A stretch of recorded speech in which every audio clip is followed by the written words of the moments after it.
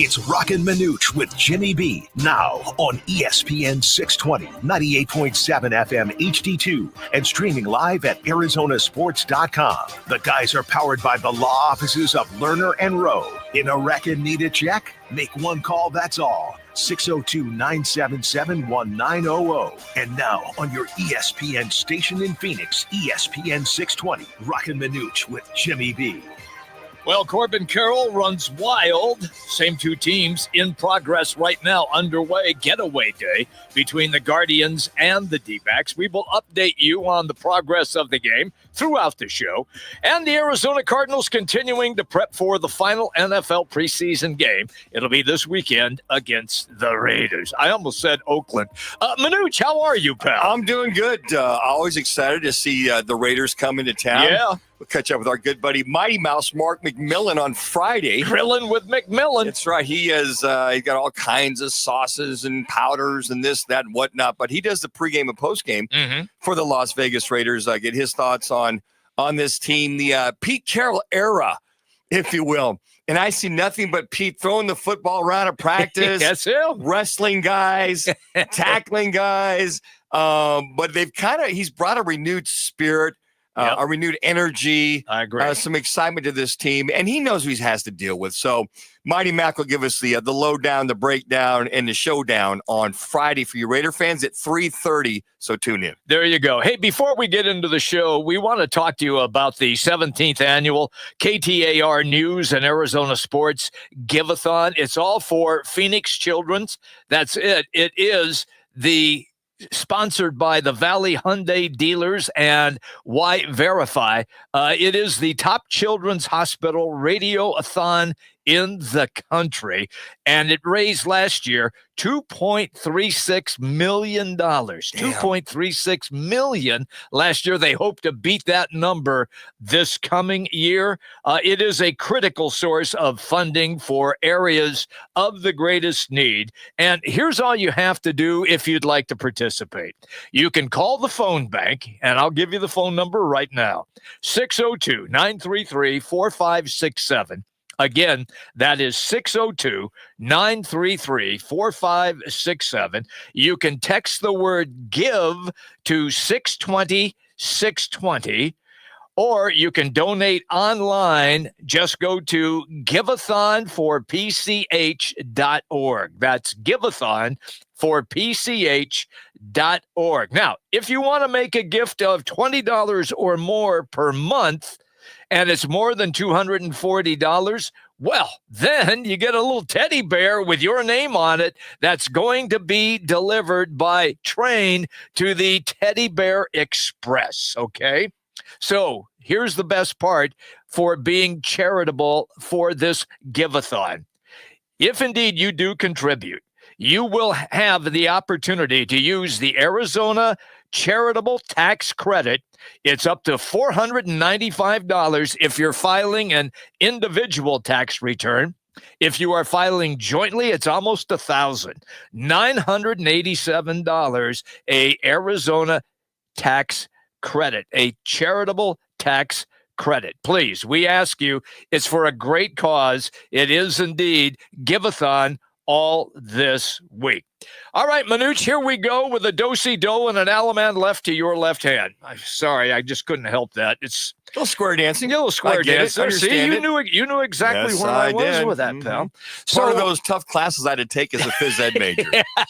And I got an A+. And you got A+ for square dancing. And don't forget about that ballet class, Ron DeJean, fifth position. Yeah. Ron DeJean, first position. So you could plie is what you're telling me? Absolutely. Wow. Absolutely. How impressive is that? So here is a team in the Guardians who are desperate to win almost every game that they play. And they are out in front last night's game. Then the game gets tied. And then the Diamondbacks find a way to win it 6-4 last night. Now, Corbin Carroll, 6-5, excuse me. Corbin Carroll runs wild in the game.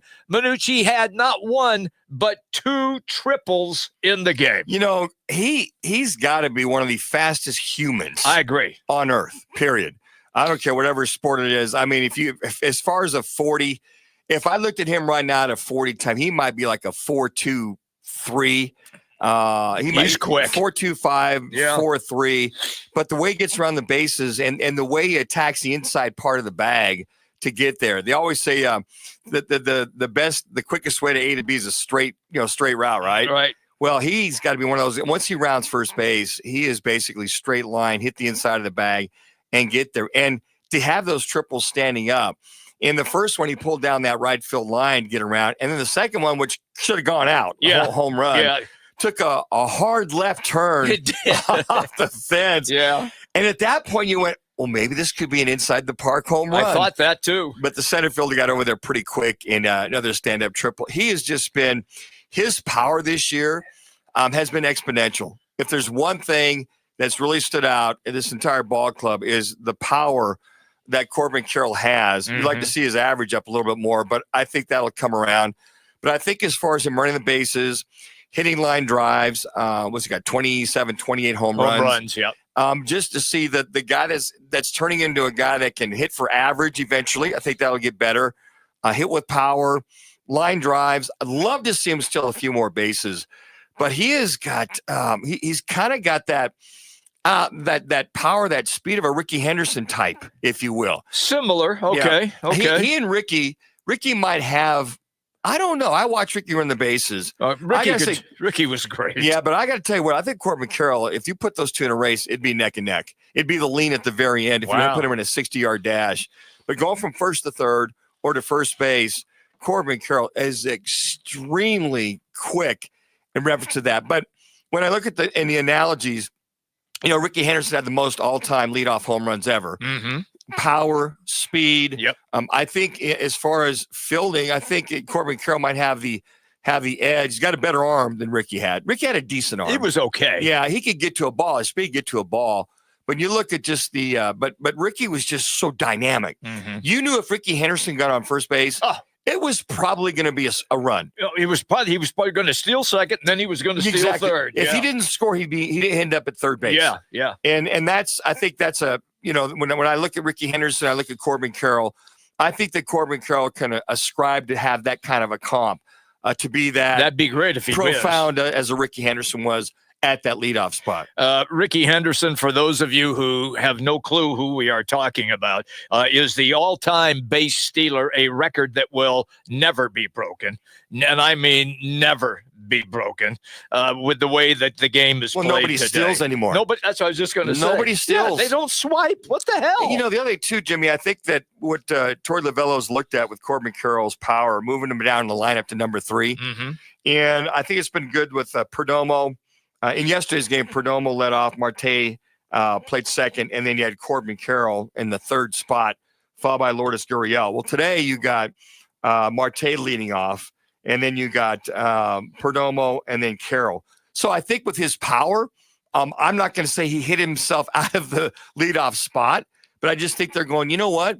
He drives the ball. He's got the power. If we get one or two guys on at any particular time, get more RBIs. Get more RBIs out of him. Get more. You have a chance of scoring more runs with the guys in front of him. So I think I watch Corbin Carroll. If he can just keep this up on a continuing basis, not have quite the lows that he's had in the last couple of years, but I really believe the last half of last year and this year have been. He's kind of figured it out. I agree. I think he's figured it out, and you don't see the lows that he had his first couple of years in the league. Right. They are underway downtown at Chase Field, middle of the second inning, and it's 2-1 Cleveland. We will update you as the game progresses. Manuch, there is football this weekend, meaning the Arizona Cardinals and the Las Vegas Raiders. It is the final exhibition preseason game. I'm still shaking my head because the question today for our State 48 Roofing, it's your call. Proudly serving, by the way, Arizona residential commercial markets for over a decade. And for a free quote, repair, or installation, just head to state48roofing.com. And you can follow them on social media by searching hashtag sexy roof status. And the question is, what is the most important thing, key phrase, most important thing for you to see in the Cardinals' last exhibition game? with the Raiders Saturday night. You have 4 options. 1, first teamers playing. 2, a win. 3, more physicality. 4, chemistry, continuity. I know where I went. Manuch, where were you? First teamers playing.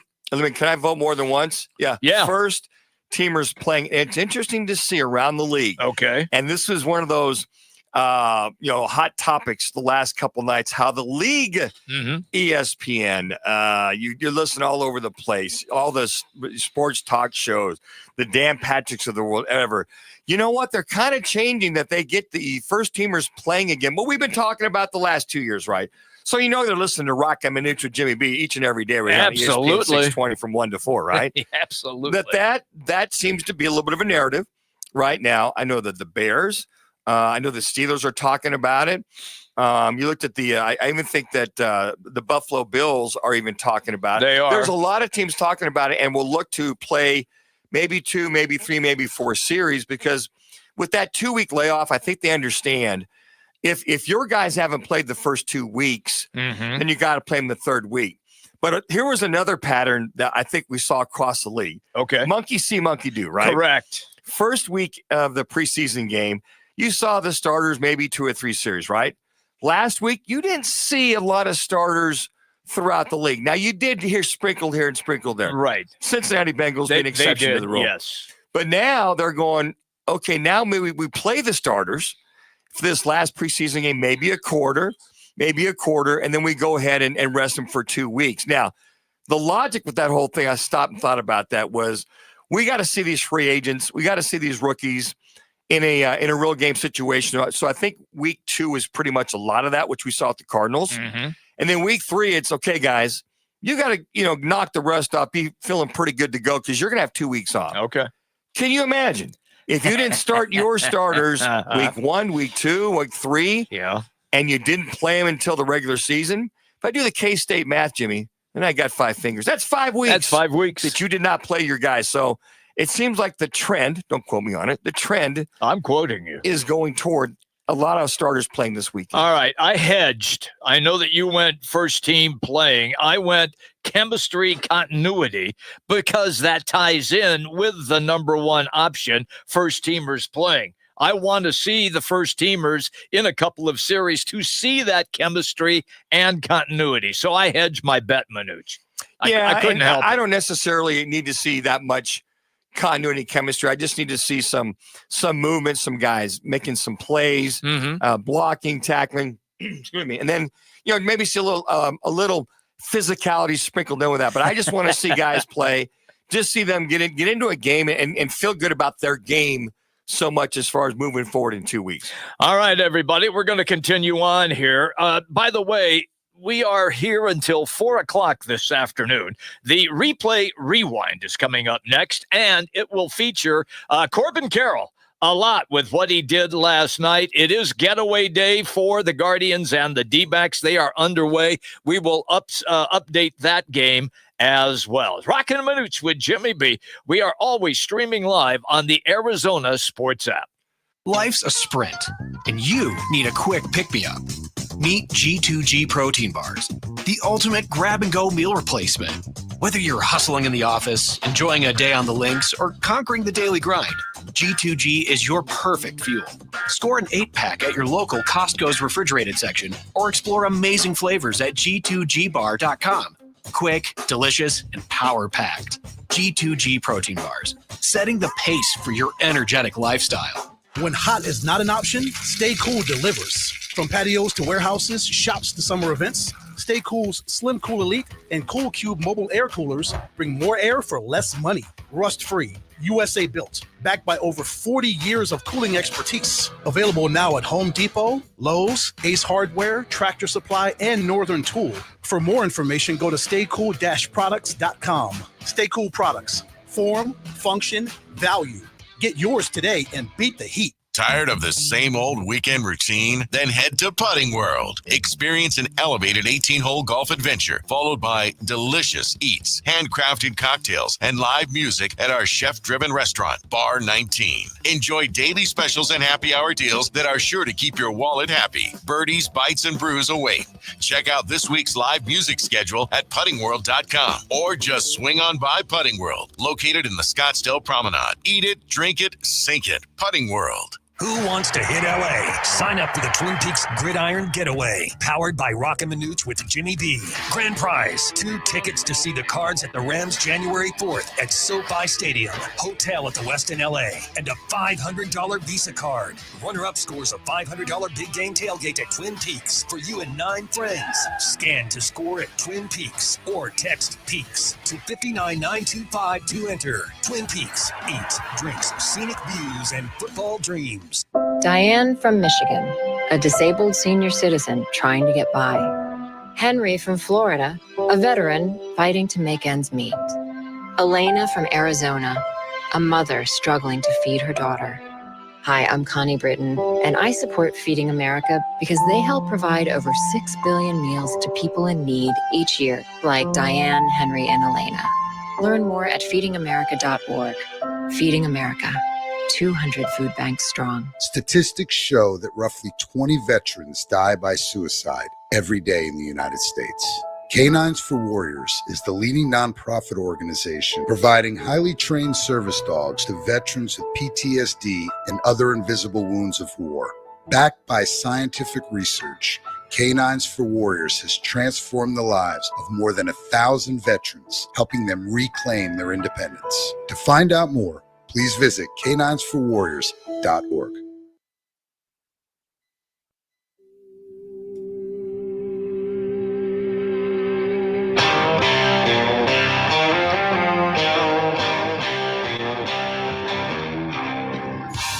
Now it's time for our Replay Rewind.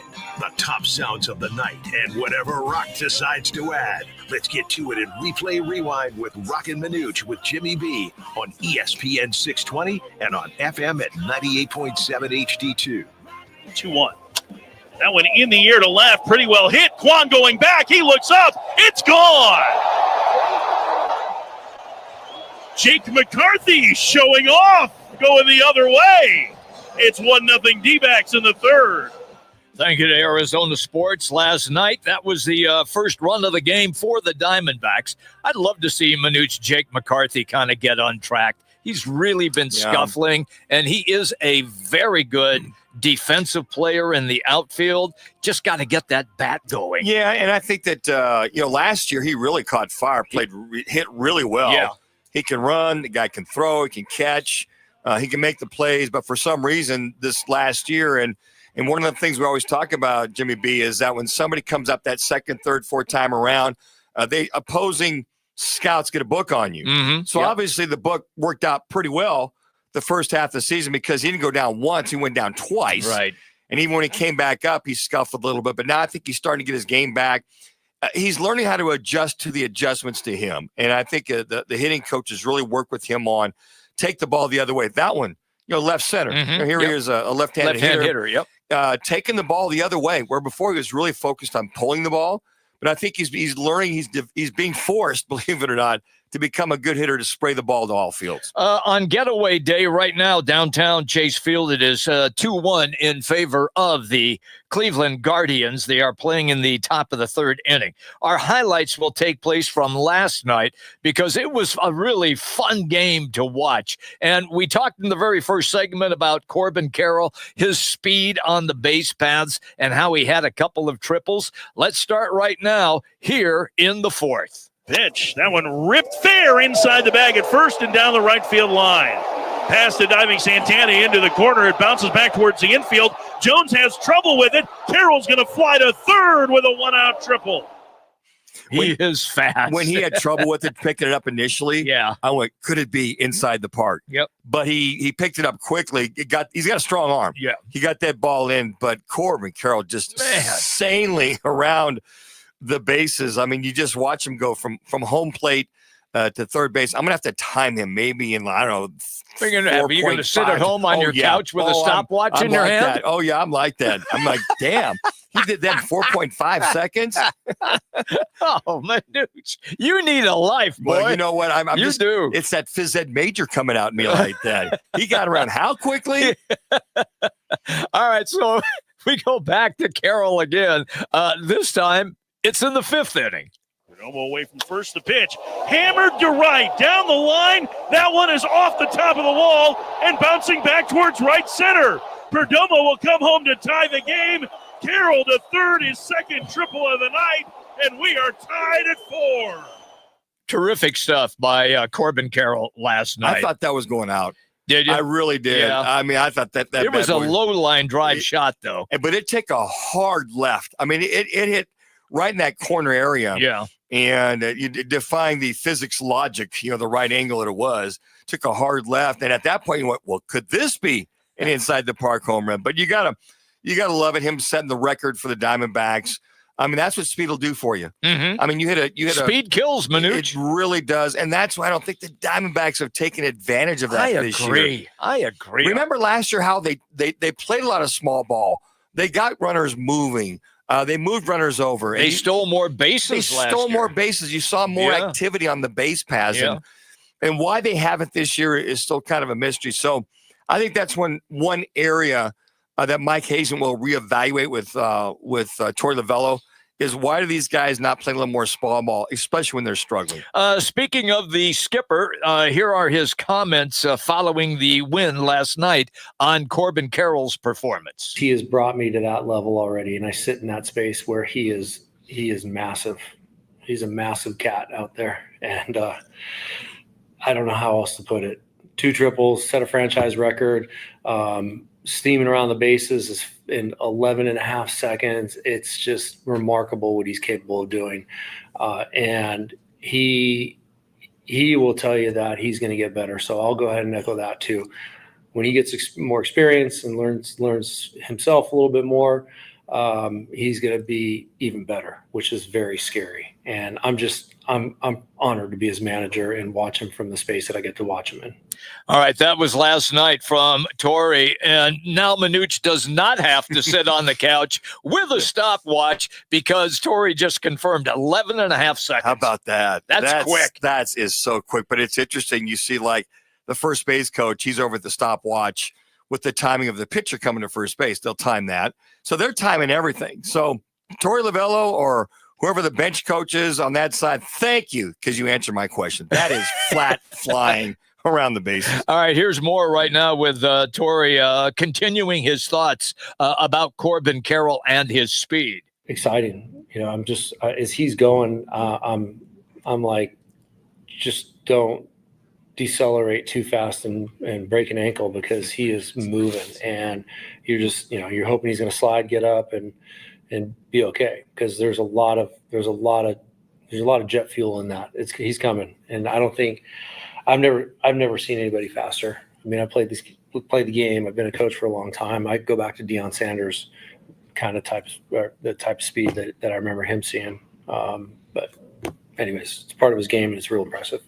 All right, so he did reference Deion, who was extremely quick around the bases as well. But I think you're correct. It's more like Ricky Henderson. Mm-hmm. It's a little more like Lou Brock. That the way that he handles it when he gets on. Yeah, I think knowing how to steal, number one, you can have all the speed in the world. I remember when the Oakland Athletics brought up the track guy, Herb Washington. Herb Washington. He got picked off a lot more than he stole bases, but it's kind of a gimmick to get him on as a pinch runner and get that runner in a scoring position. But yeah, Bo Jackson, Deion Sanders, the fast guys, you got to know how to run the bases, number one.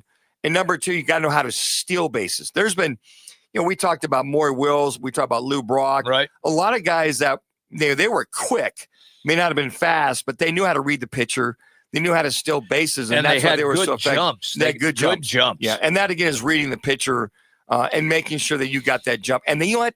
Those guys, those three individuals, Maury Wills, Lou Brock, Ricky Henderson, their steal to pickoff ratio was one of the highest ever They hardly ever got picked off. Yeah. Hardly ever. Yeah, I'm with you. I loved watching Ricky play, and Manuch, you were Ricky right was when you so said fun. earlier he'd get on first base. He's going to end up at third. And you knew he was going to steal. Yeah, everybody knew. They would do pitch outs, and he'd his head first slide, and he'd be in by 2 feet. He beat the throw by 2 or 3 feet. Yeah. It wasn't even close a lot of the time. No, that's how good he was. Here is Corbin Carroll after last night's win, talking about trying to use his speed effectively. I think that players up here are really good, and so it just anything that you can do to put a little bit added pressure on them is a good thing. And I think that was something as a team that we've capitalized on in the past, especially in like 23. And right now it seems like with a little bit of younger team that maybe we're seeing that a little bit again. So here he is, and has he been listening to Roc and Manuch and Jimmy B before he goes to the ballpark? He just said what we've been talking about. What I've been talking about. What did you say, Jimmy? What did I say the last 2 years? Last year and a half. Last year and a half. What did he say? Yeah. What did he say? Use that speed. Make them pay. Isn't it interesting that we did a lot of that in 2023? Yes, we just said that. Last year in 2024, they were in it, a lot of long ball, a lot of deep ball. Yeah. They did okay, but he's a guy that can put pressure. There's, Alec Thomas can run. McCarthy can run. Corbin Carroll can run. Yep. I mean, on and on. So there he is right there. Just did you hear that, Torey Lavello? More pressure, more speed like you used to. Let's go. Or just keep listening to Roc and Manuch and Jimmy B. There you go. Today's replay rewind presented by Lerner & Rowe. In a wreck, need a check. Just make one call. 602-977-1900, always at lernerandrowe.com. And you get a free consultation as well. Once again, Lerner & Rowe, one call, that's all. 602-977-1900. When we come back, we're going to switch gears. The Phoenix Suns. I saw a couple of the players. I think Iguodala was outfielding balls. Ryan Dunn was outfielding balls yesterday. Yeah. Gillespie was there. Yeah. Taking a little BP. Yeah. It was a lot of fun to watch some of the Suns players out on the baseball field. Tim Kempton, longtime Suns radio analyst, is going to join us next. However, Connor has your Twin Peaks ESPN Sports Update right now.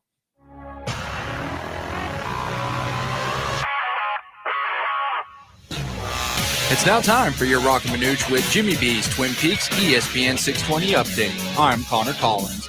The Diamondbacks and Guardians are in their getaway game with the series tied 1-1 last night. Arizona snapped the 4-game losing streak with a 6-5 win over Cleveland. It was highlighted by Corbin Carroll recording his fourth two-triple game of the season.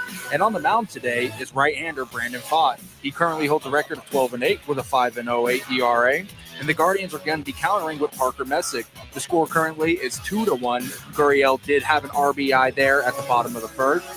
In Cardinals news, the team's added offensive line depth by signing Donovan West on Wednesday ahead of the preseason finale against the Raiders, releasing wide receiver Kelly Akari to make room. It's time to break out your game day jerseys because college football is back. Grab around a signature 29-degree draft brews and raise them high to the start of the season at your local Twin Peaks. Twin Peaks, eats, drinks, scenic views.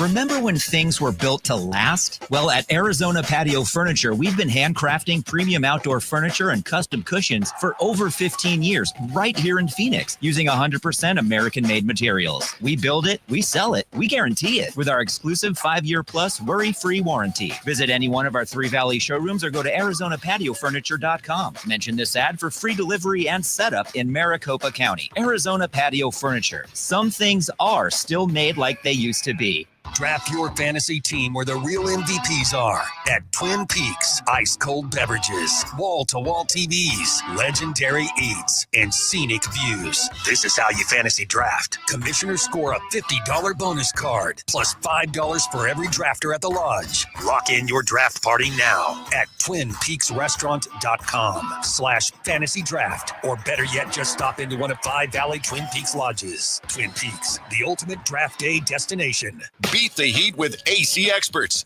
Is your air conditioning ready for summer? Don't sweat it. Our certified technicians are here to keep your home cool and comfortable. From routine maintenance to emergency repairs, we've got you covered. Enjoy staycations in a perfectly chilled home. For a limited time, take advantage of our special discounts on new AC installations. Call AC Experts today at 480-386-6980 or visit acexpertsaz.com to schedule your appointment. Stay cool, Arizona.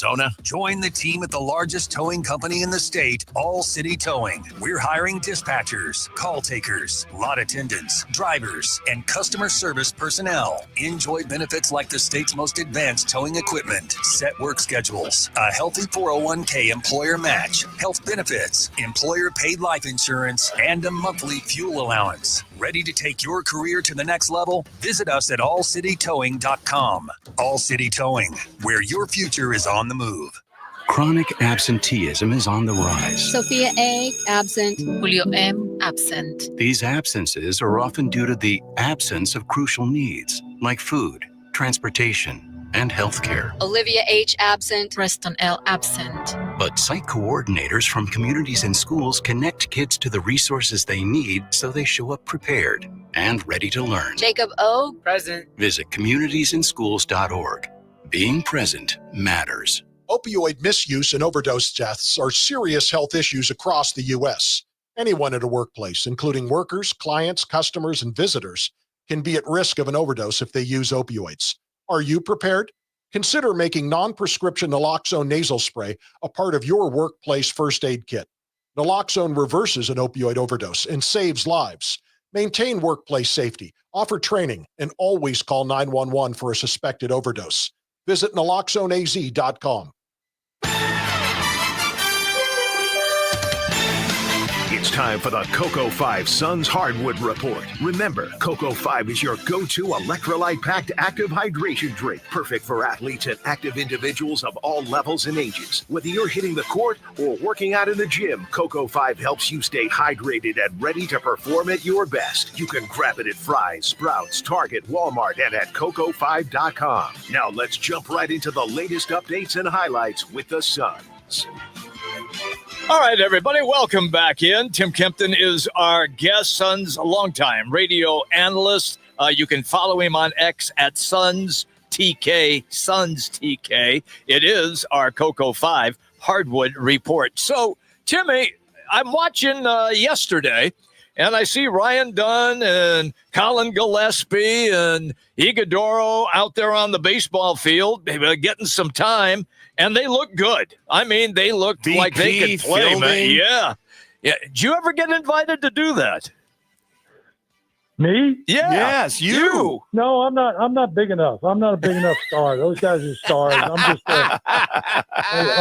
a local broadcaster. Nothing to do that. But when you started off, then the Diamondbacks like invite you out with all the other guys, like first pitch. I would have thought because you, with your power, you were Frank Howard size, man. You could probably take it deep. I can take it deep. I got that, Randy Johnson off the hill. Yeah. I got a lot of skills.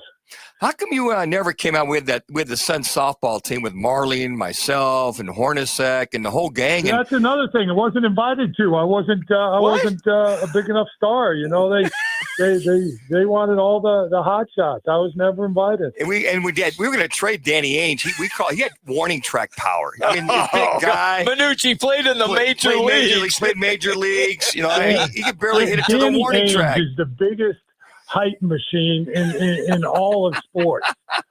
I mean, the guy, listen, Danny Ainge is talented. I'm not taking anything away from him. But he was surrounded by great players. And, you have to take that into effect. It's like the Steve Nash effect. Yeah. I mean, you look at all the guys that he got paid. Danny Ainge was a good player that was surrounded by a bunch of great players wherever he went when he had success. Now, if you got him on the line right now, he would talk about dribbling through Notre Dame and Kelly Tribuca and winning that game. Yeah. We know he would bring that up.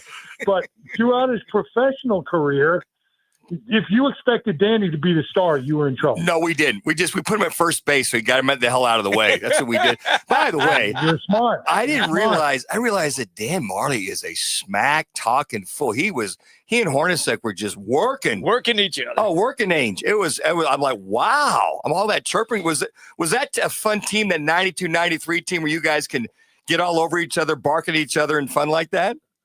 No, without a doubt. I mean, you look at it, first of all, it starts with Barkley, and then, you throw Marley in there and Tom Chambers and, all those guys. So, that was a pretty healthy team from a standpoint of getting on guys. And but it's also a way to keep guys in check. Right. Everybody, in a locker room full of stars, you have to keep guys in check. You have to keep them in their roles, and that's part of it.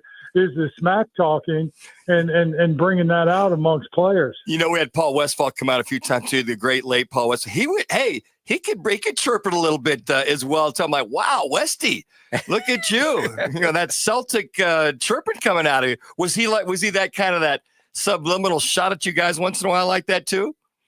Every once in a while, but he was really, really good and really smart at letting the locker room take care of itself, because you had a bunch of, you had Barkley, you had Marley, you had Chambers, you had Ainge, you had Kevin Johnson.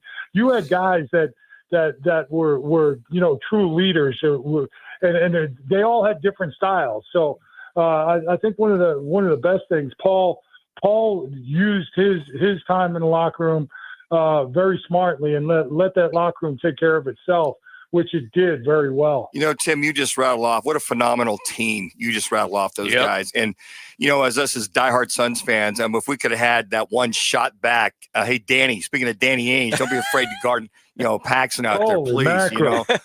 But you rattled off. What a great group of guys you had, man. It was. And I know Seth Sabalos isn't listening, but I'm blaming that whole series on Seth. If he was a little tougher, that time of the year, you play through injuries. Sure. You don't take a night off. You don't go into street clothes in the NBA Finals. Seth was killing those guys.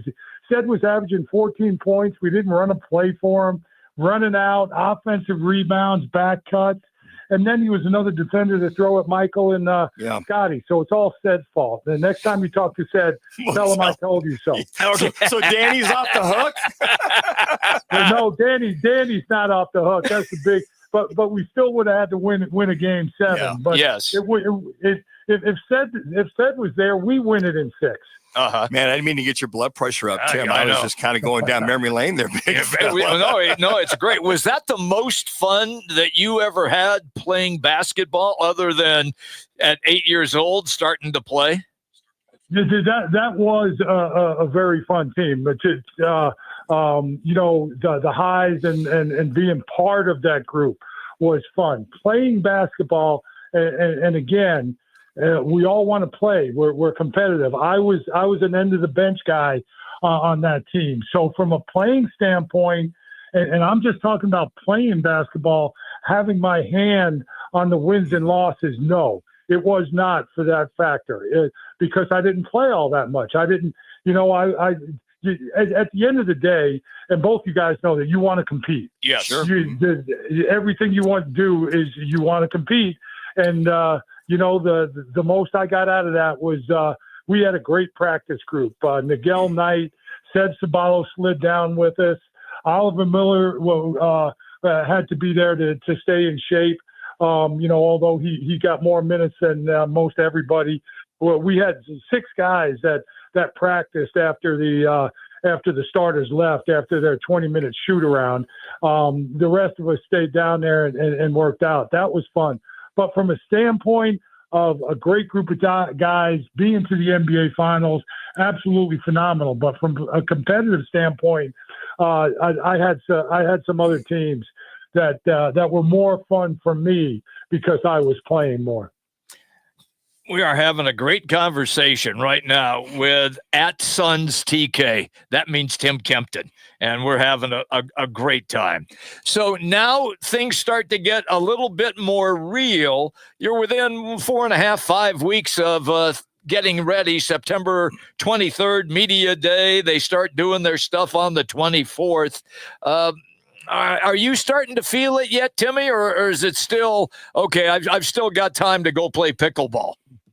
No, for me, the register is definitely when the schedule comes out, because now I can plan, the next 6 months of my life going forward. So, yeah, when I see the schedule come out is when it really kicks in for me. We have the 4 preseason games. We start, I know the dates of training camp. I've got a couple of things that I'll go watch the guys play, talk to Jordan Knott, sit down with Brian Gregory, pick his brain a little bit, get to meet the new players. So, yeah, once the schedule comes out, it definitely feels for me like it's right around the corner. So, Tim, when they start training camp, we got some young guys, got a lot of new guys. You got a new blend, right? You get some new blend in there. Some guys that have been here, some new guys. What's going to be that key, that mantra for Jordan Knott here at training camp that he's going to hope to take forward in the regular season?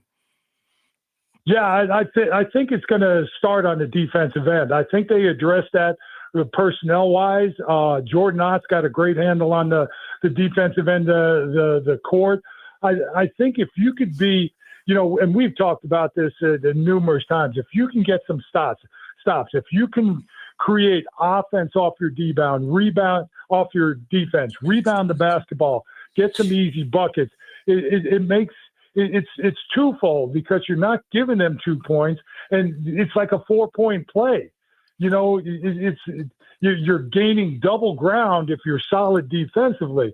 So, Williams and Dylan Brooks and Jalen Green on the perimeter with his ability to steal the ball, and also Jordan Knott's philosophy. I think you're going to see quite a different team, intensity-wise, effort-wise, on the defensive end. So I think that's where it's going to start with this team. Defense, rebounding the ball, get the ball up the court, get some easy buckets, take some pressure off your half-court offense where other teams' defense is dug in against you. Tim, do you feel that Gillespie will be the point guard? And if he is, what are the expectations for the offense? And my last part to the question is, will this free Booker up to get more scoring out of his game this year? I don't think Colin Gillespie will start. Jalen Green is just too good of an athlete and a phenomenal player. I think you're going to see Devin Booker and Jalen Green. Now, I could be totally wrong. I haven't seen them play yet, but Colin Gillespie has definitely earned his way and is going to get a lot of minutes. But I don't see there's any way you can keep Jalen Green and Devin Booker out of that backcourt with just their natural basketball abilities and talents. I think Jalen Green is going to have a great year. Listen, they were the 2nd seed last year, and the offense was best when it was for Houston, I'm talking about. Yep. They were the 2nd seed in the Western Conference, and their offense was arguably at its best when Jalen Green had the ball.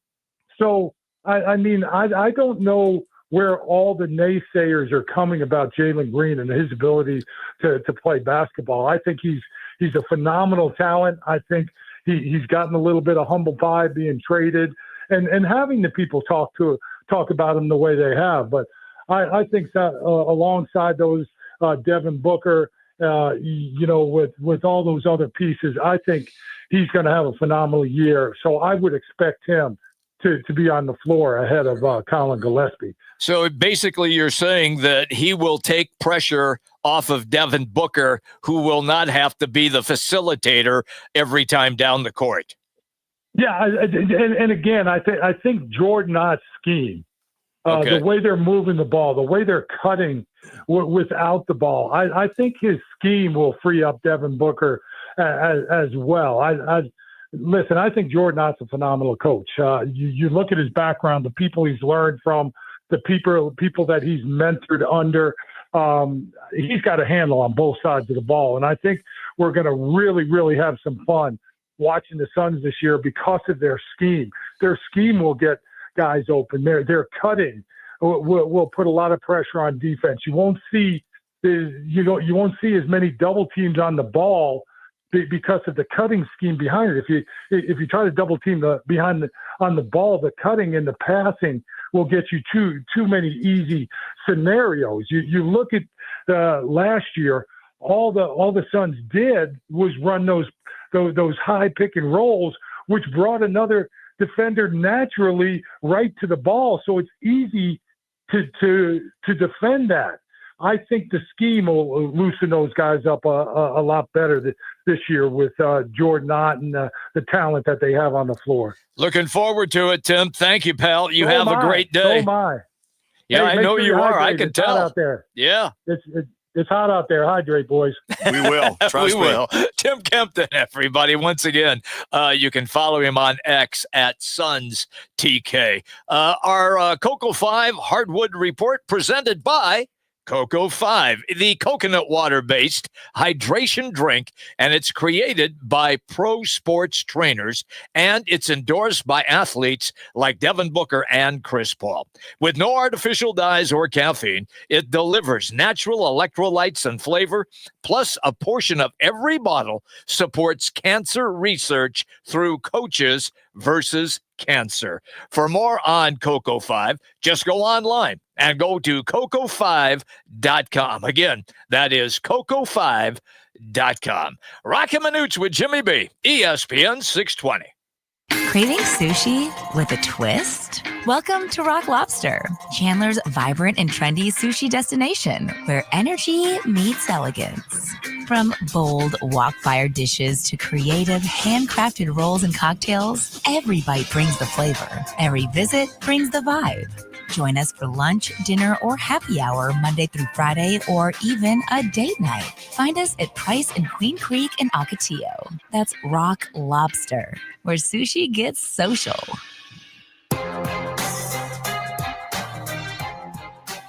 Hey, Manuch here. As a former NFL quarterback, I've taken a few hits, but nothing worse than bad underwear. Sweaty, itchy, riding up. Now, that's a daily sack nobody needs. The crew at Cho Boys sent me their boxers and boxer briefs, and I'm telling you, these are the real MVP. The bamboo pairs, game changers. Cool, soft, breathable, like calling the perfect audible for your lower half. Even out in this Arizona heat, Cho Boys keeps me comfortable and focused. I've swapped out the old gear. Now I'm Team Cho Boys, and the whole squad at ESPN 620 is too. Try one pair, you'll feel the difference. Hit up choboys.com, use code ESPN, and get 20% off your first order. That's choboys.com for underwear that protects the pocket and keeps you cool in crunch time.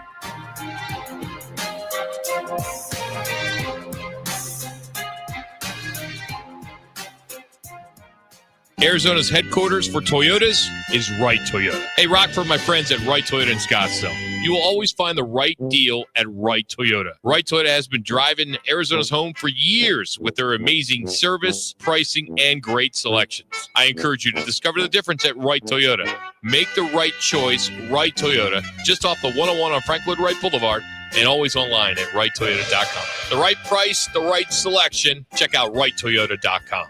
Draft your fantasy team where the real MVPs are at Twin Peaks. Ice cold beverages, wall-to-wall TVs, legendary eats, and scenic views. This is how you fantasy draft. Commissioners score a $50 bonus card, plus $5 for every drafter at the lodge. Lock in your draft party now at TwinPeaksRestaurant.com/fantasy draft. Or better yet, just stop into one of 5 Valley Twin Peaks lodges. Twin Peaks, the ultimate draft day destination. Get hurt in the game? We tough it out. Feel exhausted? We push on. Feeling down? We pull ourselves up by the bootstraps. But there are times when bootstraps aren't enough. When stress gets to us and we need to talk to someone about what we're really going through. So we're going to reach out, because sometimes mental health is not a one-person job. Visit loveyourmindtoday.org. That's loveyourmindtoday.org. Brought to you by the Huntsman Mental Health Institute and the Ad Council. Roc and Manuch with Jimmy B want to take you back. A quick reflection on some of the more memorable moments in sports and pop culture. Now, time for your Wright Toyota On This Day report. Wright Toyota, right on the corner, right on the price. Wright Toyota in Scottsdale. Welcome back, everybody. We roll till 4 o'clock this afternoon. Roc and Manuch with Jimmy B. ESPN 620, also 98.7 FM HD-2. By the way, quick update on the baseball game. Still 2-1 Cleveland leads, and they are playing in the top of the fifth inning. 2-1 Cleveland in front of the Diamondbacks. All right, here we go. This segment, as on this day, presented by Wright Toyota. Right on the corner, right on the price. It's Wright Toyota in Scottsdale. Manuch. Going to go back to 1920. The American Professional Football Association forms with Jim Thorpe, one of the greatest athletes of all time, and as president, and later becomes the National Football League. Amazing. A little trivia for you there. Yeah. 1985, the Mets' Dwight Gooden strikes out 16 on his way to his 13th consecutive win. Man, he was hot. When he wasn't doing drugs, he could pitch. Oh, absolutely. 2006 PGA Championship men's golf. Medina Country Club. Tiger Woods wins his third PGA Championship by 5 strokes from Shawn Michael. He just didn't win. He damn near lapped the field in these majors. I'm with you. And for those of you who are much younger and you really didn't see Tiger in his prime, you need to go back and look at some highlights. It is truly amazing. So that is our On This Day, Jimmy B. A little football at 50. All right, here we go. It's presented by our great partnership with Twin Peaks. Eats, drinks, scenic views, 5 valley locations, and home of the 29-degree drafts. It is Twin Peaks. Well, some of the starters in the National Football League have been named, and some of them are on hold. For example, in New Orleans, Kellen Moore, the head coach, said that Tyler Shuck and Spencer Rattler, he's still on hold. He said he's going to go all the way down to the wire. I would imagine after this preseason game, I don't know if Tyler's going to start or Spencer's going to start. Could I make a guess? Yeah, go ahead. I got a feeling that there might be a reuniting of Jameis Winston in New Orleans. Yeah, I've got that feeling as well. There's a little rumor out there. There's a couple things that has been put out there that Jameis Winston could be on the trading block. That leads to my other story as well, too. Since Danny Dimes was named the starter yesterday in Indianapolis, the agent for one, Anthony Richardson. Okay. Is it Anthony Richardson Sr. now? Is that what we got to? What did that happen? He's senior. Oh, okay. Yeah. Anthony Richardson. I'm good. Okay. I know who you're talking about. AR with the Colts. AR. Yeah, his agent is chirping. That he'd like to sit down with the Colts management because there could be a threat of a trade here, wanting a trade. Oh, stop. Yeah, it's Danny Dimes got named, and it's very interesting. It's and then Richardson said, "Hey, look, they made the decision. I'm here to work." He took the high road. He did take the high road. He's done everything they asked him to do. Yes. The agent has said that. The agent even said something to the point of, it's a matter of trust sometimes. What do you mean a matter of trust? Leave it alone there, bud. If they're interested, you want to go and chirp and watch your guy to trade. Who's going to take Anthony Richardson right now? Who's going to take a kid? Not me. I'm not taking him. That's unproven. He's a hell of an athlete. Yep. He's unproven. He's been nicked. He's been dinged. This is his 3rd year with the Colts. Let me ask you this. Yeah. And Connor wants to weigh in too. If he was making the kind of progress as the 4th pick overall 3 years ago, why would they not start him? Oh, no, they would. Exactly. That's my point. And they would. So something's amiss. Yes, and they wouldn't have signed Daniel Jones, who is going to start. Manuch, this just screams what the San Francisco 49ers did. They went out, moved up in the draft, gave up picks, and took Trey Lance. After 2 years, they cut him loose and sent him to the Dallas Cowboys. And they said, "Okay, we didn't work out the way we wanted it. We made a mistake." If that's the case, why don't the Colts just admit we made a mistake? He can't read defenses or whatever his issues are. They're not going to admit that. He's the backup for now. He's one snap away. I get it. Yeah. But there's a point in that 3rd year. Either you're moving on or you move off. They don't mess around in the National Football League. I just think with a guy like Anthony Richardson, you mentioned it, right? You spent your 4th overall pick on him. You got to give him the chance to play. Yeah. And to be fair, he's still inexperienced. Yes. And when he's playing in the NFL, he's gotten banged up and he's missed some time. So I do think there's a little bit of some growing to do, but you're not going to learn a whole lot behind Daniel Jones. I mean, hold on, Jimmy. Let me say this, too. There's some pressure on striking as well, too. I was going to say that. And what does the NFL stand for? Not for long. But But here's the other thing, too. At that quarterback position, and I agree with you. I totally agree with you. I got caught up in a situation. Young guy, a lot of talent. All of a sudden, we made the playoffs in Buffalo.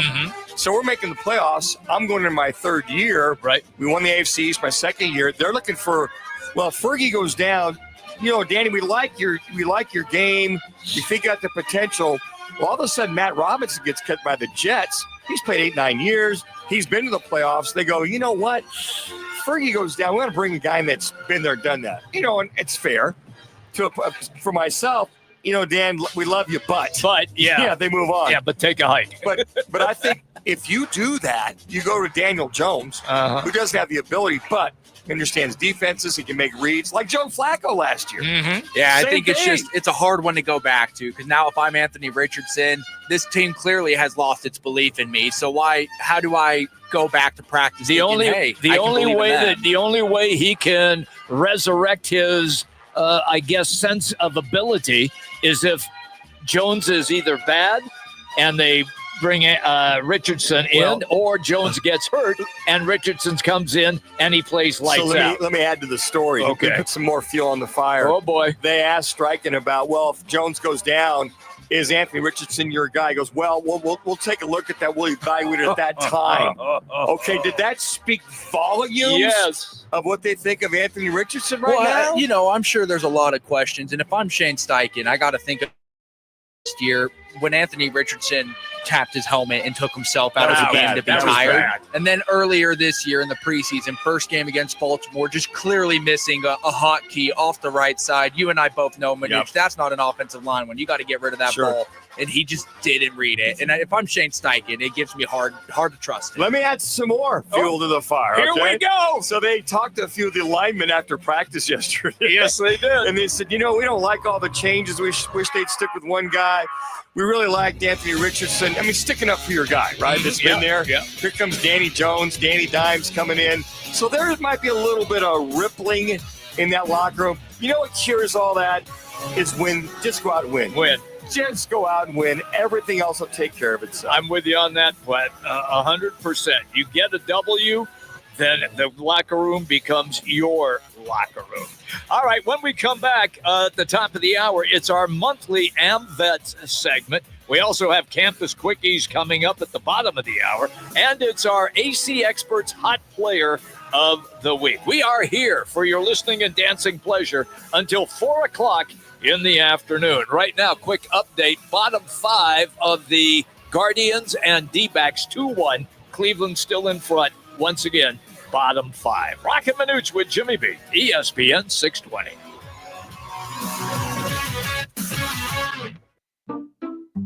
Saving for retirement was tough enough for us. Yes, and navigating markets can be challenging at times. I understand. That's why at Fisher Investments, we take a disciplined approach with your investments. Tell us more about that. We take an active approach to money management, positioning your portfolio for opportunities we see ahead. So all your clients get the same portfolio? No, we tailor your portfolio to your individual goals and needs. What about communication? We don't like being left in the dark. We check in regularly to keep you informed on the markets and your portfolio. Which means you'll help us stay on track. Yes, our goal is your comfortable retirement. And as a fiduciary, we always put your interests first, because we do better when you do better. At Fisher Investments, we're clearly different. Learn more at FisherInvestments.com. Investing in securities involves the risk of loss. Progressive's Auto Quote Explorer lets you easily compare direct rates from different insurance companies, so you can be confident you're getting the right one, even if it's not with Progressive. Way more confident than you were when you tried online gaming. Who knew 12-year-old boys could be so mean? And where did they learn to swear like that? 2 hours of losing to these underage trash talkers, and you're starting to question if maybe you really should stick to pickleball and other boomer stuff. So use Progressive's Auto Quote Explorer and be confident you're getting insurance that's right for you. Progressive Casualty Insurance Company and affiliates. Not available in all states or situations. Prices vary based on how you buy. Finding great candidates to hire can be like, well, trying to find a needle in a haystack, but not with ZipRecruiter. Its powerful technology actively finds and invites qualified candidates to apply to your job. So while other companies might deliver a lot of hay, ZipRecruiter finds you the needle in the haystack. See why 4 out of 5 employers who post a job on ZipRecruiter get a quality candidate within the first day. Try ZipRecruiter for free at ZipRecruiter.com/free. That's ZipRecruiter.com/free. I was in a wreck. I need a check. Turner and Rose is the way to go. I was in a wreck. I need a check. Turner and Rose is the way to go. I was in a wreck. I need a check. Turner and Rose is the way to go. I'm attorney Kevin Rowe. The insurance company's job is to pay you as little as possible. Our job is to get you every dollar you deserve. Call Lerner and Rowe today and let's make them pay. Call 977-1900. Lerner and Rowe. 977-1900. 977-1900. It's time to make plans to join Roc and Manuch with Jimmy B for the Dos Equis Sun Devils Watch Party. ASU on the road at Mississippi State, Saturday, September 6th at Backyard Desert Bridge. Your ultimate tailgate. 40-plus beers, signature cocktails, elevated bar favorites, and the game on massive LED walls. At halftime, 25 fans get a shot to roll for dough. $10,000 on the line. The guys will also host road game parties for Baylor and Iowa State at Backyard Desert Ridge and Utah at Backyard Gilbert.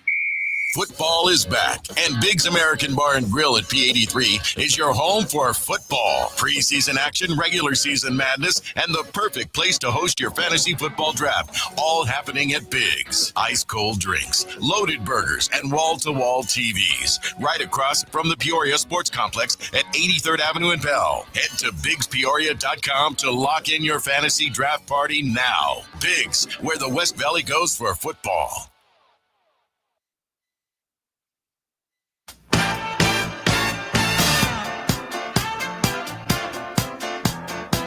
It's time for this week's American Veterans Magazine Report, celebrating and supporting America's veterans. Our veterans are nothing short of heroes, and we're grateful for their devotion to the United States. Now, today's hero on Roc and Manuch with Jimmy B on ESPN 620. Welcome back, everybody. We're on until 4 o'clock this afternoon. This is Manuch and I favorite segment. We always enjoy talking to the vets, and it is presented by American Veterans Magazine, and they are celebrating and supporting Arizona veterans, Arizona's leading source for veterans news. They have a business directory that includes free listings for veteran-owned businesses, veteran service organizations, and businesses that offer discounts to veterans. And you can check it out at American Veterans Magazine. That is amvetsmag.com. amvetsmag.com. And with that, we say good afternoon to Kathey Gallowitz, who is our guest today. Kathey, we welcome you to the show. And as I stated before, it's always our favorite segment. If you don't mind, just give everybody just a little bit of your background from your military service. Well, hey, thank you so much for having me. Yes, I'm a career Air Force veteran. I was a nurse and a public affairs officer after growing up in a Navy family. And I am married to an Army combat veteran. So I have a lot of really personal and unique experiences.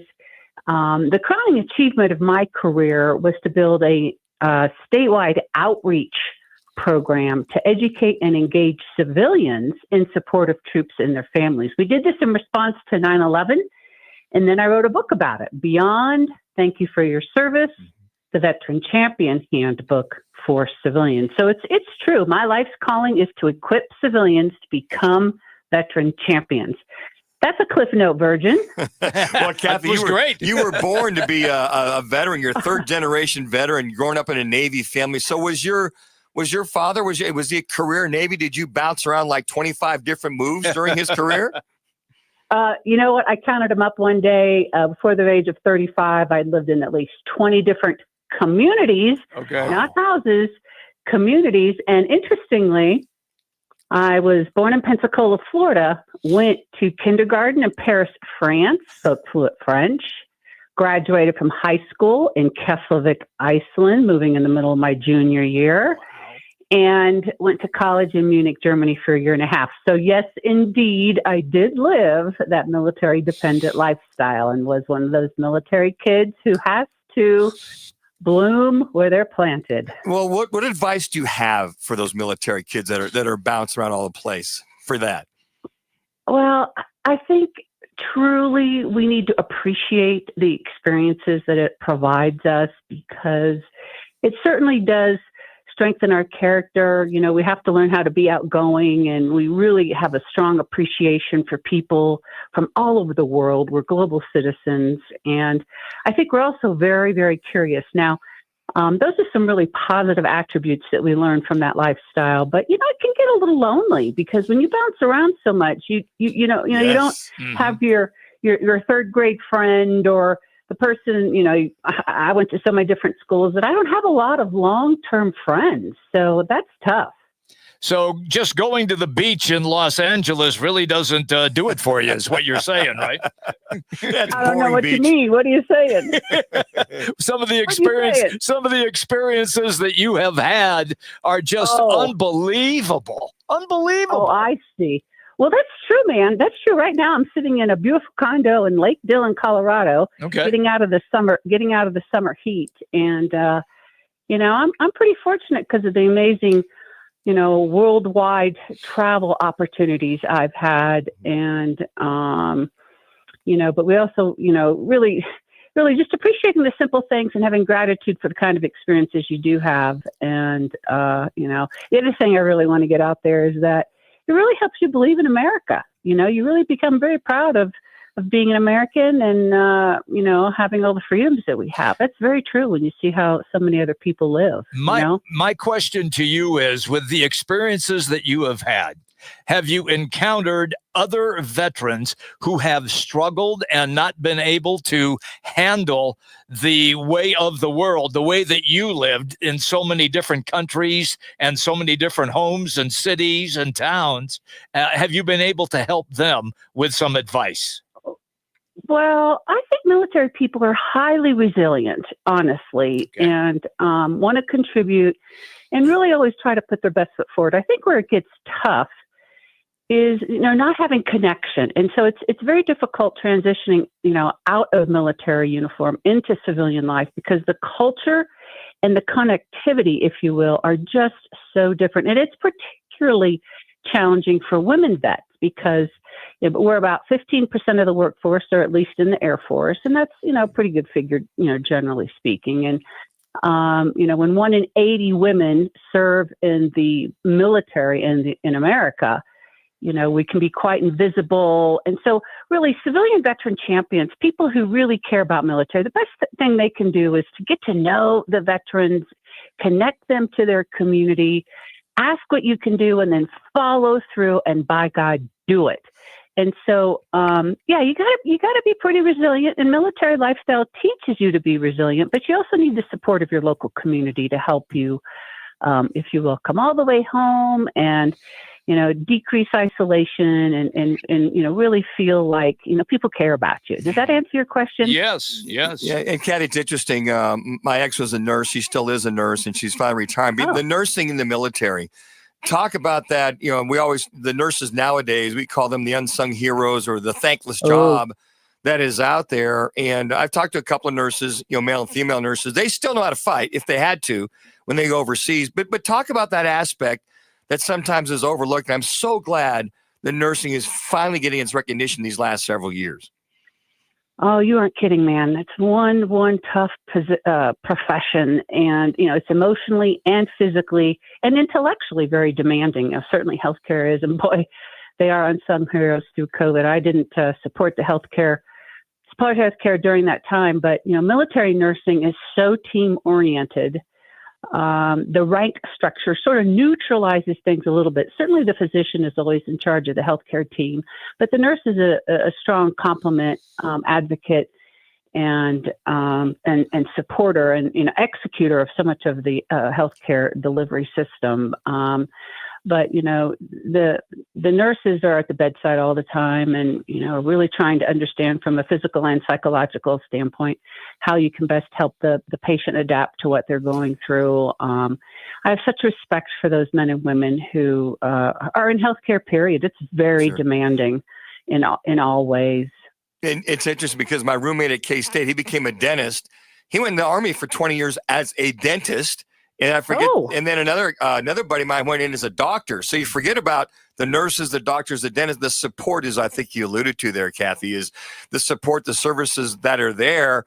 And it's like, oh, yeah, doctors and dentists and nurses, they're over there in combat or spread out throughout bases throughout the world. Well, and it's so beautiful, too. I was actually at a Christian marriage retreat recently, and I met an Army physician. And, ultimately, first and foremost, he wanted to be a soldier. And then he became a physician. And, to be able to combine love of country, love of medicine, love of service in all those ways. And it's really a beautiful thing for a lot of those healthcare providers who do that. And, how fun is it to take care of somebody who cares about their health, who's typically physically fit, right? Mm-hmm. And has a good attitude and is serving their country. I mean, what great patients. Oftentimes they make, although sometimes they're too stoic and they don't want to receive help. But, sometimes that's more fun or maybe potentially more rewarding than working with someone who doesn't care about their health at all. You see what I'm saying? Yes. When you talk about that and the doctors and the nurses like yourself, and you were moving to different locations all the time, how difficult was that on you then to get yourself from one spot to the next and be dialed in with, say, what that hospital was doing?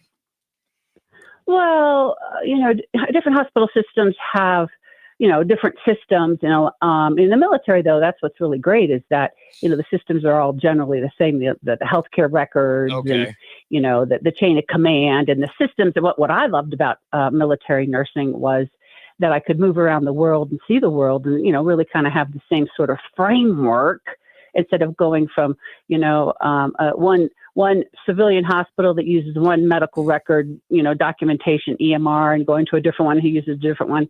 The military was all, pretty much consistent in terms of practice. Personalities may have been different, but, military nursing from that standpoint was wonderful, as was the team foundation. The nurses were a strong part of the healthcare team. And sometimes it seems to me that in civilian healthcare that, nurses, I don't think get oftentimes the respect that they deserve. Kathey, I was a recruiting manager at Motorola Semiconductor for about 8 years. So I look at your scope, founder of Vanguard Veterans. She helps employers build veteran talent strategies. That stuck out because we used to hire a lot of military guys as technicians at Motorola Semiconductor. So that was a great proving ground. And then hiring those veterans that fit at least the semiconductor industry. But I'm so glad you help, the employers to help that talent when it comes out of the service, because a lot of them are, they might be 25, they might be 45, still have a lot to offer. That's right. There's a lot of work life left in them and a lot of mission driven capacities. And the good news is, I mean, in terms of work life, it's really one of the best times ever to be a military veteran, because the business case for understanding why to hire veterans is widely accepted and appreciated. And the competition, therefore, for hiring this top talent is very fierce. But the unfortunate truth is, according to the Society of Human Resource Management, the national SHRM, they survey employers all the time, and only 31% of our nation's employers feel like they are effective at hiring and retaining military veterans. And other research shows that upwards of military are 15 times more likely to be underemployed. Okay, veterans will be, hired once you get through the skills gap, misunderstandings and confusions. People are eager to hire military because of our work ethic, our discipline, our leadership, our safety mindset, and our tech savviness. But then once you get them there, there's some cultural differences that need to be, worked through and polished on. Like for any top performer, they might need grooming or coaching. But so we have a long way to go. There's still some, some pretty big gaps in terms of really helping our veterans thrive in ways that the workforce, that our employers really can benefit from the skill sets that they bring. And so I'm very passionate about that. I have firsthand experience hiring military in a healthcare practice.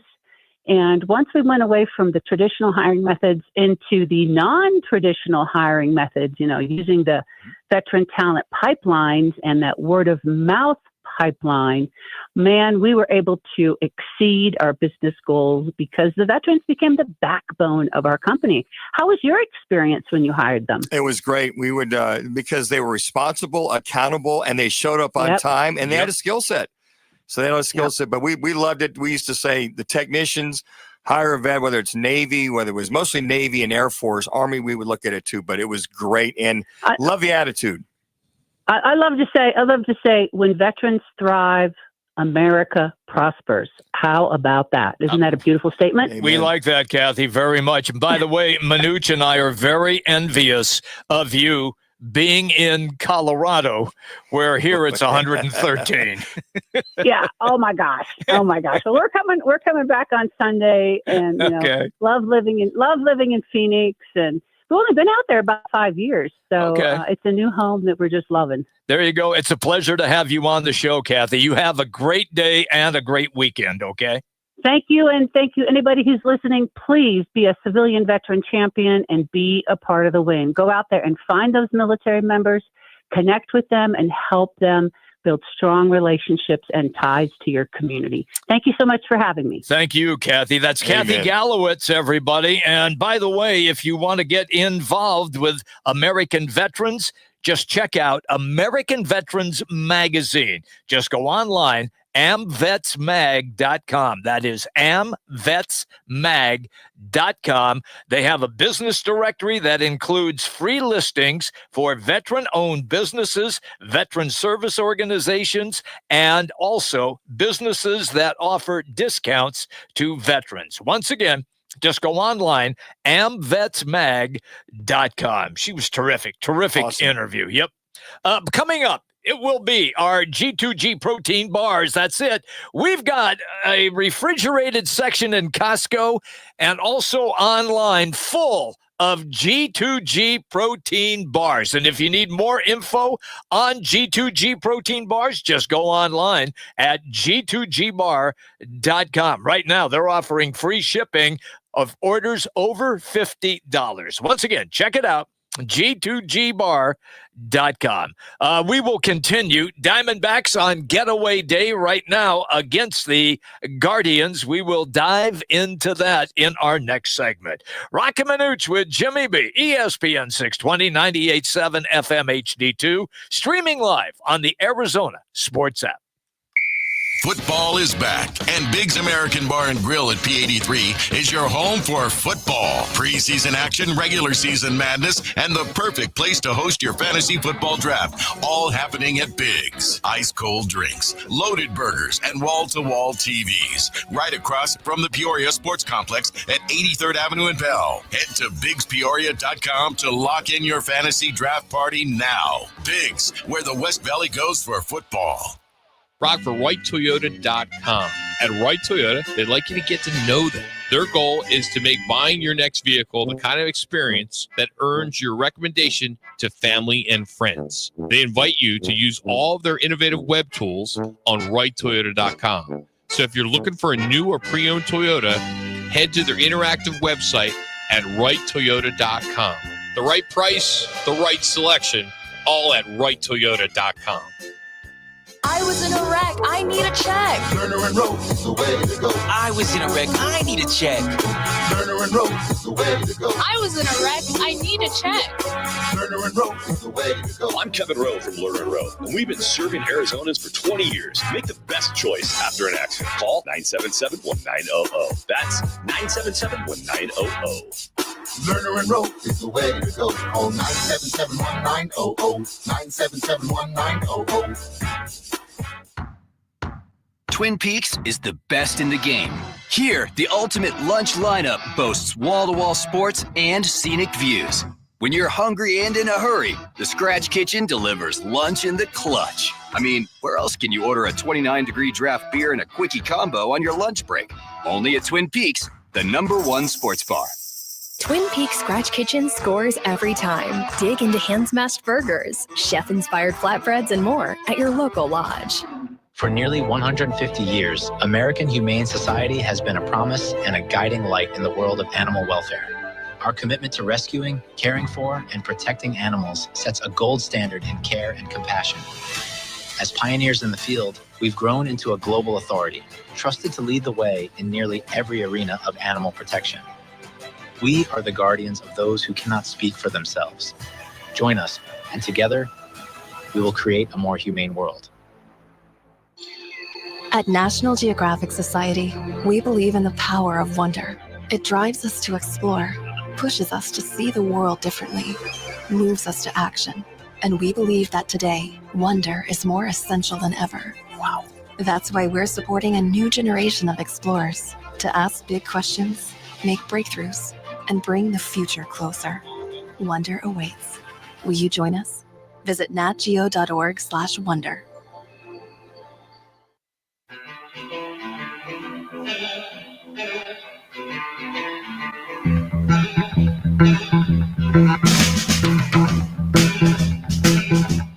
Now back to Roc and Manuch with Jimmy B. Now on ESPN 620.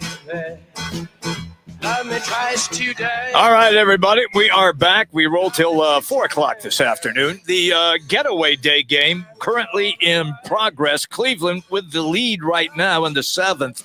It is 2-1 in favor of the Guardians. Manuch, you've been keeping a kind of a one eye on this game. Did you tell me that the Diamondbacks have left like 620 runners on base? Not quite. Okay. Right now they got the new reliever coming in for Cleveland. This Messick kid, his very first start. Here he is. He goes 6 2/3, has 7 hits. And the Diamondbacks, you alluded to, only got 1 run, but he had 6 strikeouts, just 1 walk, just 1 earned run. And 83 pitches in 6 2/3. Wait, what? Yeah, what? 83? Yeah. That's only it? 83 pitches in 6 2/3. So the young man, whether he gets a win or not, but currently his first start does a hell of a job. 1.35 ERA. Wow. But it looks like Gaddis is now coming in for relief. But the young man did a heck of a job. And yeah. For the Guardians, they don't have much wiggle room. They've got to stay on top of it because those Yankees won 6 out of the last 7. They found themselves again. 9 home runs last night. Second time this year. Yes. March 29th, they also hit 9 home runs. So this getaway game for the Cleveland Guardians is somewhat of a must game. But with 2 outs in the bottom of the 7th inning, the Guardians up 2-1. Okay, let's get back to last night's win over Cleveland. It was a come-from-behind victory, and it was a solid win by the Diamondbacks. Here's Torrey after the game talking about getting back in the win column. It's good to get back on in the win column. After 4 grinding losses and some baseball games that we were in, and I felt quite frankly we should have been winning. It was nice to go out and execute and win a 1-run baseball game. Those seemed to build a little bit of momentum. It was touch and go there, but we had Kyle Backus come in and get a massive out. Sal Frank with a pretty clean 9th inning. So, lowered our heart rates there a little bit in the 9th inning with him going out and executing a 1-2-3 inning for the save. You look at that and it is. I mean, you'd like to win. You hate to lose 4, 5, 6 in a row, right? And mix in a win. But again, you looked at this. He talked about the bullpen. They come in. Rodriguez, 6 2/3, 5 hits, gave up the 4 runs. But from that standpoint, the bullpen only gave up 1 run throughout. And then this is a good hitting Cleveland Guardians team. Mm-hmm. So the thing is the bullpen's either on or they're not. And it's kind of like what Mr. Miyagi used to say to Danielson. You wax on, wax off. And sometimes it's on, sometimes it's off, because sometimes they get scruffed up. And there's a lot of waxing that needs to be had for this Diamondbacks pitching staff. Let's skip down to where Rodriguez, after the game, there was, I don't know if you would call it an issue, but when Torrey came to the mound, he did not want to leave. He did, obviously. Here's what he had to say about getting yanked. Yeah, I mean, he was, I want to stay in the game. He just told me, you're done for today, and it was a good job today, and I take, like I said, I normally want to stay, you guys see it already. I always want to stay out there for for long enough, and I don't care like how I've done and everything. I just want to be out there and pitch. So finishing your inning. On the 7, you said? Yeah, I mean, like I said, like I never want to come out like when the manager come and take me out. I always want to finish that inning, and that's what happened right there. I want to finish that inning, but he take the decision, and I take it, and we end up winning the game, which is what I have to go out there for. I agree with him. Why not finish? Yeah. Why not finish the 7th inning? You go 6 2/3, finish the 7th inning. I mean, he was at 96 pitches again, 96 pitches. But let him finish it. I mean, you're going nowhere fast. Yeah, exactly. That's my point. You're going nowhere fast. Yeah. Burgos comes in, but I mean, he was scuffling a little bit there. And, there's times where Torrey goes out and pulls the trigger, and there's other times he doesn't. So sometimes I can't figure out rhyme for reason. That's fair. Why this guy, he's struggling. And I know you want to win ball games. I get it. Yep. I mean, you do everything you can to win. But at that point, he felt he wasn't like he was all over the place. He had the 4 strikeouts, gave up the 1 dinger in the game. But, 6 2/3, only had 5 hits in 6 2/3. Let him finish it up or test him. Let him work it out. Sometimes I think guys just got to work it out and then just trust your bat so you can come back and win the game. The thing that gets me now is that, and I know that the D-backs are a monster analytics team. They have shown that for the last couple of seasons, that is on their forefront. We do analytics, but you just referenced the fact you're not going really any place. So why don't you let the guy try to in that inning for you? Yeah, you got 1 out. Yeah, I mean, end the inning. Strike him out, ground out, whatever. And I think it's not so much for a pitcher. It's not so much getting pulled. It's getting pulled at that point. At that point, yes. Let me go for 7 full innings. Yeah. Let me go. Why are you coming out, Skip? I mean, I'm feeling good. Yeah. I only got to get one more. I got out. one more out. Let me finish it that way because you feel kind of incomplete at times, and when those kind of things happen. So I think that's what he's pretty much getting at. Because the win went to Burgos. I mean, he got the win. Yeah. Erod, who basically has been scuffling the entire year, I think his ERA lowered from 5.60 to 5.40. Okay, if that helps. Okay, but that was his rub. He wanted to at least finish. Yeah, that's what he wanted to do. You bet. Okay, coming up, it's our campus quickies. We'll take a look at ASU, U of A, and AU as well, and it is next. However, Connor's got our ESPN sports update right now.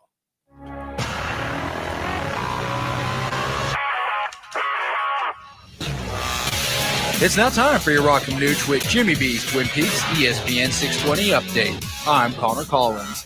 The Diamondbacks and Guardians are in their getaway game with the series tied 1-1. Last night, Arizona snapped a 4-game losing streak with a 6-5 win over Cleveland, and it was highlighted by Corbin Carroll recording his 4th 2-triple game of the season. On the mound today to start was right-hander Brandon Pfaadt with a record of 12-8 and a 5.08 ERA. The Guardians counter was Parker Messick, who was just pulled here at the bottom of the 7th, We are now at 2-1 in that game, currently top of the 8th, still about an inning and a half left to play. In Cardinals news, the team added offensive line depth by signing Donovan West on Wednesday ahead of the preseason finale against the Raiders and released wide receiver Kelly Akari. Time to break out your game day jerseys because college football is back. Grab a round of our signature 29-degree draft brews at Twin Peaks. Twin Peaks, each drink, scenic views. Now open in North Scottsdale, it's the Orangedale Lounge. ODs, right off Thompson Peak and Bell, next to Bash's. Your new favorite dive bar has arrived. Cold drafts, chill vibes, always affordable prices, and the OD Mug Club, a one-of-a-kind membership you won't find anywhere else. No frills, just great people, ice-cold drinks, and a bar that feels like it's always been there. Follow at OD Scottsdale and get the scoop at orangedalelounge.com. Orangedale Lounge, dive in and drink up. Remember when things were built to last? Well, at Arizona Patio Furniture, we've been handcrafting premium outdoor furniture and custom cushions for over 15 years, right here in Phoenix, using 100% American-made materials. We build it, we sell it, we guarantee it with our exclusive 5-year plus worry-free warranty. Visit any one of our 3 Valley showrooms or go to ArizonaPatioFurniture.com. Mention this ad for free delivery and setup in Maricopa County. Arizona Patio Furniture. Some things are still made like they used to be. Need to feed a crowd? Let Venencia's bring the flavor to your next event. We know you have a lot of options when feeding a large group. Ordering directly from Venencia's means you get the best service and the absolute best pricing. There's no per-person fee. Just tell us how many people you need to feed, and we'll come up with the perfect plan to ensure everyone's well-fed and happy. Grad party, office celebration, family reunion. Invite Venencia's to the table. Text catering to 411-24/7. That's catering to 411-247 or Venencias.com. When hot is not an option, Stay Cool delivers. From patios to warehouses, shops to summer events, Stay Cool's Slim Cool Elite and Cool Cube mobile air coolers bring more air for less money. Rust-free, USA built, backed by over 40 years of cooling expertise. Available now at Home Depot, Lowe's, Ace Hardware, Tractor Supply, and Northern Tool. For more information, go to staycool-products.com. Stay Cool Products. Form, function, value. Get yours today and beat the heat. It's back. Sign up now for the Roc and Manuch with Jimmy B annual Pro Football Pick'em contest, powered by all 5 Twin Peaks locations. Pick the winners each week, score great prizes all season long, and earn bragging rights until next year. And don't forget, the guys are live every Thursday from 1 to 4 to kick off your football weekend at one of the 5 Valley Twin Peaks lodges. It's free to play and easy to join. Just head to fanpick'em.com. That's fanpick'em.com, powered by Twin Peaks. Eats, drinks, scenic views, and your home for pro football. Hear that? That's the sound of your life. Perfectly imperfect. Beating in rhythm to the world you've created. But every time you drive after drinking, music gets drowned out. Your life sounds pretty great. Don't let a buzz ruin it. Buzz driving is drunk driving. Don't drive buzzed. A message from NHTSA and the Ad Council. Campus Quickies, your weekly quick look at the Sun Devils, Wildcats, Lumberjacks, and Lopes info, exclusively on Roc and Manuch with Jimmy B on ESPN 620.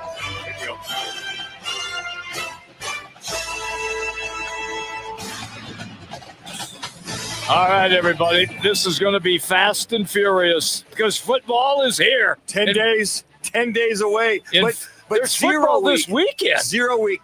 K-State, Iowa State, over in Dublin, Ireland. Yeah. Not going. I'm surprised you didn't go. Yeah, and leave you guys for a whole week. Are you kidding me? Oh, boy. I don't want to hear any more of this. Let's get to ASU right now. And that means Hode Rabino. Devil's Digest is our guest. You can follow him on X at Devil's Digest. Hode, welcome as always, and thank you for saving the program.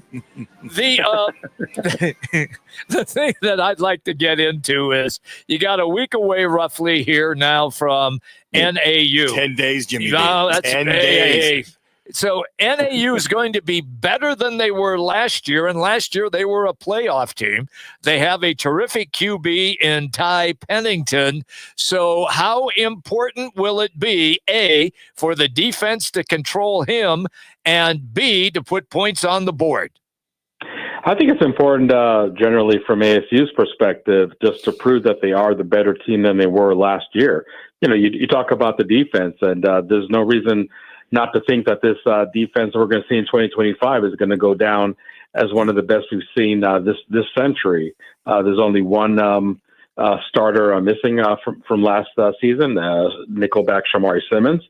It's not only that you have so many starters coming back, but in some position groups, you have the entire 2 deep coming back as well too. So I just think the experience of the talent level of the ASU defense, and I think I said this in previous appearances on your show, is really what could set the tone for the Sun Devils, because I really think that not that the offense is going to take a major step back, in my opinion, but there's probably going to be 1 or 2, maybe 3 occasions this year where the defense is actually going to have to win the game for ASU, and I think that the group of players that they have is very, very capable. So even though NAU, like you said, returning a lot of talent on offense, I think this ASU defense should be more than capable of handling that unit. What I really appreciate by Kenny Dillingham is how, he went through the history of Arizona State being ranked number 11, and he addressed that. He said, hey, look, the past teams in the past, they've had great years of come back with expectations. We want to change that. We want to keep the expectation. We want to keep that level of play up. I am so glad he didn't avoid that and said, look, we're on the map. We love the challenge. We're going to move forward. And then he had a history of past teams and years that failed after a great year. I have loved how he's embraced that and he's put that on his players. Yeah, and he's really echoing almost the battered fan syndrome that Arizona State fans have. And look, this is what you get from an alumnus. This is what you get from somebody who was born and raised in the Valley of the Sun. The person has on his finger on the pulse and then some, so he knows the history. He knows what happens when expectations are high in Tempe, and conversely, when expectations are low. And they couldn't get a whole lot lower last year when the media picks ASU to finish 16th in last place in the Big 12. So I think there are some demons to battle and hopefully conquer over here for Arizona State. And having a coach that is very, very aware of that and communicating that to their players, say, look, last year you shut up a lot of mouths when you were picked last in the media poll for the Big 12 and finished champions. Now we need to go ahead and get another monkey off our back and prove that when expectations are sky high 2 years in a row, that we can deliver to 2 years in a row. So definitely kudos to Kenny Dillingham, who has always been honest, always been transparent, and this is just one more example of many. Hey, last one, third weekend, comparing last year's camp, Kenny Dillingham going to his second year, third year, the success they had the third week of camp. What differences have you noticed leading into the game a week from Saturday? I just feel that you just have a more confident team. I would say that especially on defense, the defense has really been playing out of their minds during fall camp. And again, as I said earlier, it's really no surprise over there. You got so much talent and so much experience coming back. To see the defense dominate so many sessions this month was not a surprise. But I think the offense is definitely playing with their own confidence. And sure, you got that Sam Levitt, Jordan Tyson connection that we've seen plenty last year. Return in fall camp, even kick it up, I think, a couple of notches. But you also look at some players like running back Kyson Brown, obviously in the shadow of Cam Scadaboo last year. And I think that he showed quite a bit in fall camp that he can be that starting running back. Again, we're expecting running back by committee. So Kyson Brown is not going to get anywhere near the number of carries that Cam Scadaboo got in 2024. But for him to spearhead that running back by committee approach for the ground attack, I think that was something that we obviously were not able to see last year because Cam Scadaboo was such a dominating figure. And I think Kyson Brown knows that he can't fully go into the shoes of Cam Scadaboo, fill in those shoes. But in terms of just being a dominant figure in the offensive backfield, I think is definitely capable of doing that. Hode, 30 seconds here. So I read an ESPN article. They were ranking the QBs and where they will be drafted for the upcoming NFL draft next year. They had Sam Levitt listed at number 9. Number 9 in the draft. First round, number 9.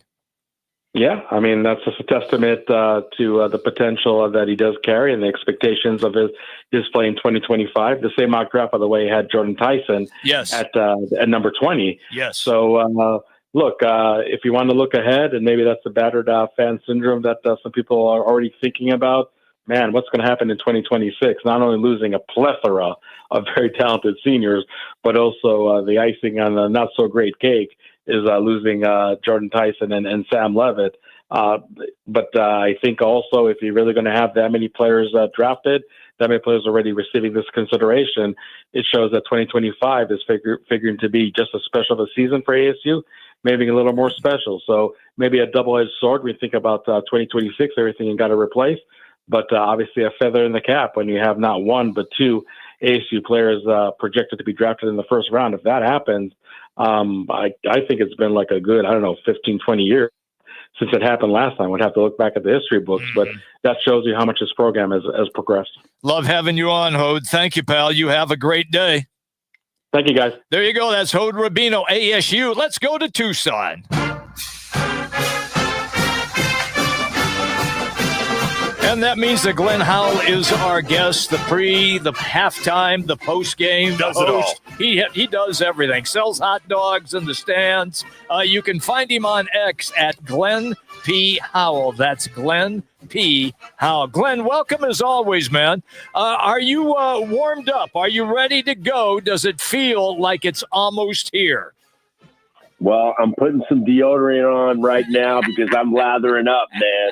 I'm getting ready to go. I'm excited about our season coming up because, one, no one expects us to do anything. Mm-hmm. Okay, that's a great position I think we're in right now. We don't want to be in that position all the time, but you know what? This is a good position where we have to go in and just prove ourselves. And that first game, it's going to be great. I can't wait to watch that game against Hawaii tomorrow. On Saturday when they play, I want to watch that game and see, we have some scouting on the Hawaii and then making sure that we got to dominate that Hawaii game. I think we just really got to do it. If we really want to show that we are improved and we've gotten better and have some confidence, we got to dominate that game. Is everything pretty much set at least 2 and 3 deep right now, Glenn? Everything's pretty much in place to move with this thing forward with 10 days to go? Yes, I think everything's put together. That's why, you usually don't. I'm not interested in the first couple of weeks because everybody's shuffling around unless we have a veteran team.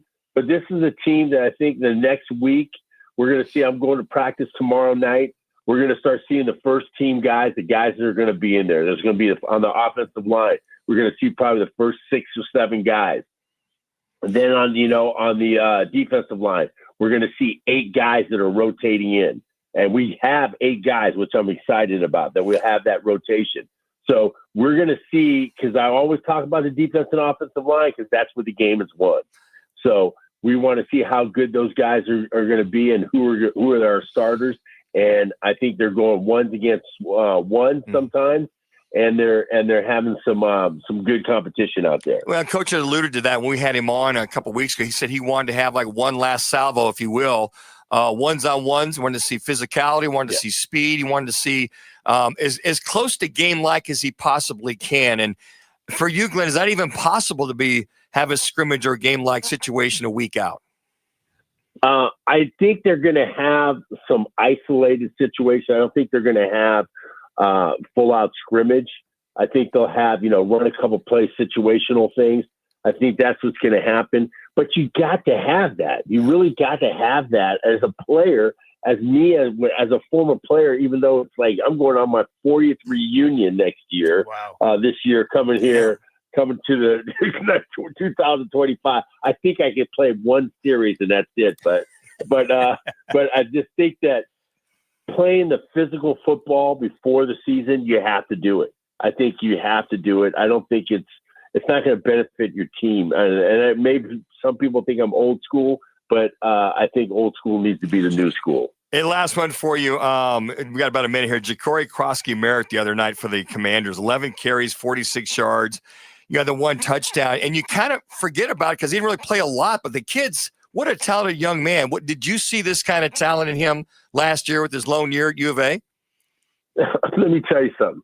Me and Kelvin Efon, okay, we're sitting on the sideline before a game, and we both looked at each other and we said, "That's a baller right there."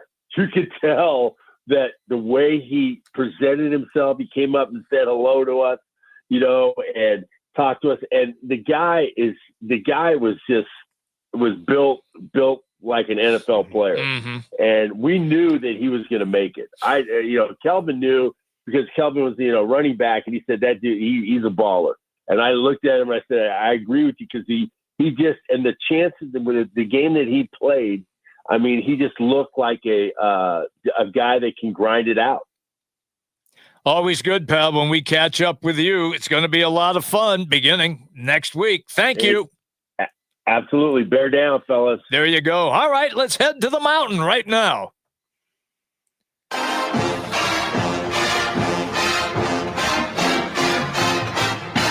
So yesterday we had Coach on from NAU, and we're going to, I think, replace Mitch with Coach. No, we're not. We love Mitch. He joins us right now. It is Mitch Strohman, NAU. You can find him on X at Mitch Strohman. Mitch, I don't know how much coaching you did with the coach to get him ready for this world-class radio show, but he was on fire yesterday. Must be that Pittsburgh State Gorillas background or something like that. That's all I can think of. Right? Go Gorillas. Go Gorillas. I mean, this is the nearly world famous Roc and Manuch with Jimmy B show, right? Yes, I mean, you guys are almost worldwide now. Or wait a minute. No. Have you actually crossed the Atlantic Ocean? Are you across the pond now? I wouldn't be surprised. Bro, it's amazing what this internet thing can do. Yes. I'm telling you. It's amazing. Hey, and Jimmy has alluded to, we talked to Coach Wright yesterday, and the one thing that I think a lot of coaches struggle with 10 days before opening game is scrimmaging just enough to be ready. Because you know these coaches, Mitch, you've been around them for many, many years. They'd like to go full bore if he could. And he said, yeah, you're right. He said, we got to sometimes temper that enthusiasm and save some of it. But in the meantime, he said, we still need the work. No doubt. And I love the way he framed that, because it's a balancing act, is it not? You're trying to get these guys ready to go, game speed for week one. You're less than 2 weeks away. We had a scrimmage on Saturday. Speaking of scrimmages, it was a full contact scrimmage. We had officials officiating, and they're going to have a mock game on Friday here in Flagstaff. Another opportunity for those guys to put on the pads, hit each other, go full speed, of course, with the exception of the quarterbacks, Manuch. Yellow jerseys, brother. And you want to give those guys the opportunity to kind of get that game speed going and get those reps. But at the same time, Coach Wright, and he has every reason to. We had serious injury issues in some of our preseason scrimmages last year, and we lost a couple of key players. We have been blessed that has not happened in camp this year. That's a great thing. But yeah, they're conscious of that. They're aware of that. They are very careful with that. And it is a balancing act for every single coach. Doesn't matter if you're Kenny Dillingham at ASU or Brian Wright at NAU. That balancing act is existing every single camp. Mitch, when he was on yesterday, I asked him about the heat difference, and he gave us a great story, what they did. They go outside and they practice on the carpet. And we know how the heat radiates off of that. So he's feeling that, hey, our guys are going to be okay in the heat because we will indeed have several outdoor practices where it was way over 90 degrees. Okay, Jimmy B, I'm gonna share a little. This is what you don't know about Mitch Strohman. I was once wanting to be a meteorologist. That is not a joke. I am very serious about that. I'm a science geek, and that is kind of one thing that just kind of floats my boat for whatever reason. We were out practicing today, this morning on the turf outside. Temperature outside here in Flagstaff was a toasty 92 degrees. Ooh, wow. And for Flagstaff, that's hot. 90 degrees, 91, 92 degrees. I'm telling you this. It is the equivalent of a 105, 106 in Phoenix because we're at 7,000 feet above sea level. The sun is much more intense and it radiates with more energy. So on that turf today, guys, I'm not lying to you about this. It was as hot as I've ever felt it on the turf in Flagstaff ever today. It was cooking. And that is as close as we can get. And it's pretty good. I mean, the guys out there, they were huffing and puffing. They were feeling the heat. Hydration was a huge part of the deal today, as it is every single day for NAU football. They do hydration tests on these guys every single day. They have, requirements of what they're supposed to drink, how much they're supposed to drink, given their body weight and all these other issues. It's very scientific. And it was freaking hot at practice this morning in Flagstaff. I'm glad you had therapy and you got away from that meteorology thing and that whole scientific stuff. The only good thing about being a meteorologist, you can be wrong 60% of your time and keep your job. And they still love you. Yeah. Amen, brother. Amen. Thank you, Mitch. Thanks, Mitch. I love you guys. We'll talk to you next week. Go Jacks. There you go. That is Mitch Strohman, NAU. Campus Quickies, everybody, presented today by All City Towing, largest towing company in the state, and a place where your career can get a serious boost. Here's the best part. They're looking for someone like you. Are you not satisfied where you're working? You want a new gig? All you have to do is just go online and type in allcitytowing.com and search careers. That's allcitytowing.com, search careers. They pay very well. They have excellent benefits. Here are just a couple. A 401k with an employer match, paid life insurance, even a monthly fuel allowance. It's all available to you at All City Towing. Once again, allcitytowing.com and search careers. All City Towing, where your future is on the move. All right, when we come back, it's our AC Experts Player of the Week. We've got the highlights for you. Roc and Manuch with Jimmy B, ESPN 620, 98.7 FM HD2, also streaming on the Arizona Sports app. This summer, escape the heat and head to Backyard Desert Ridge, where Valley sports fans go to play. Catch every big moment on 4 massive 10 by 18-foot LED screens and over 40 HD TVs. Fuel up with wings, nachos, and 45-plus beers or cocktails on tap. Then keep the party going with live DJs and reverse happy hour specials. And this fall, it's Forks Up at Backyard, your go-to spot to catch every Sun Devil football game all season long. Reserve your table now at backyardusa.com. All right, folks, here we go. 3rd and long, and your old underwear just got blitzed again. Sweaty, bunched up, riding high.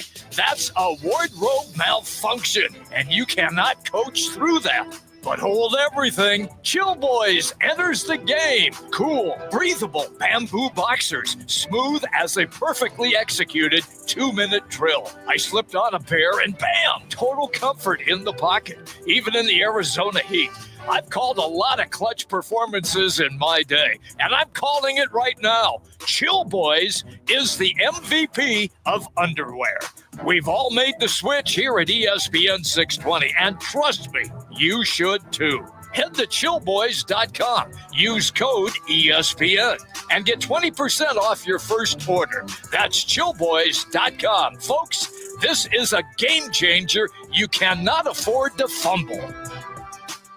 Join the team at the largest towing company in the state, All City Towing. We're hiring dispatchers, call takers, lot attendants, drivers, and customer service personnel. Enjoy benefits like the state's most advanced towing equipment, set work schedules, a healthy 401k employer match, health benefits, employer paid life insurance, and a monthly fuel allowance. Ready to take your career to the next level? Visit us at allcitytowing.com. All City Towing, where your future is on the move.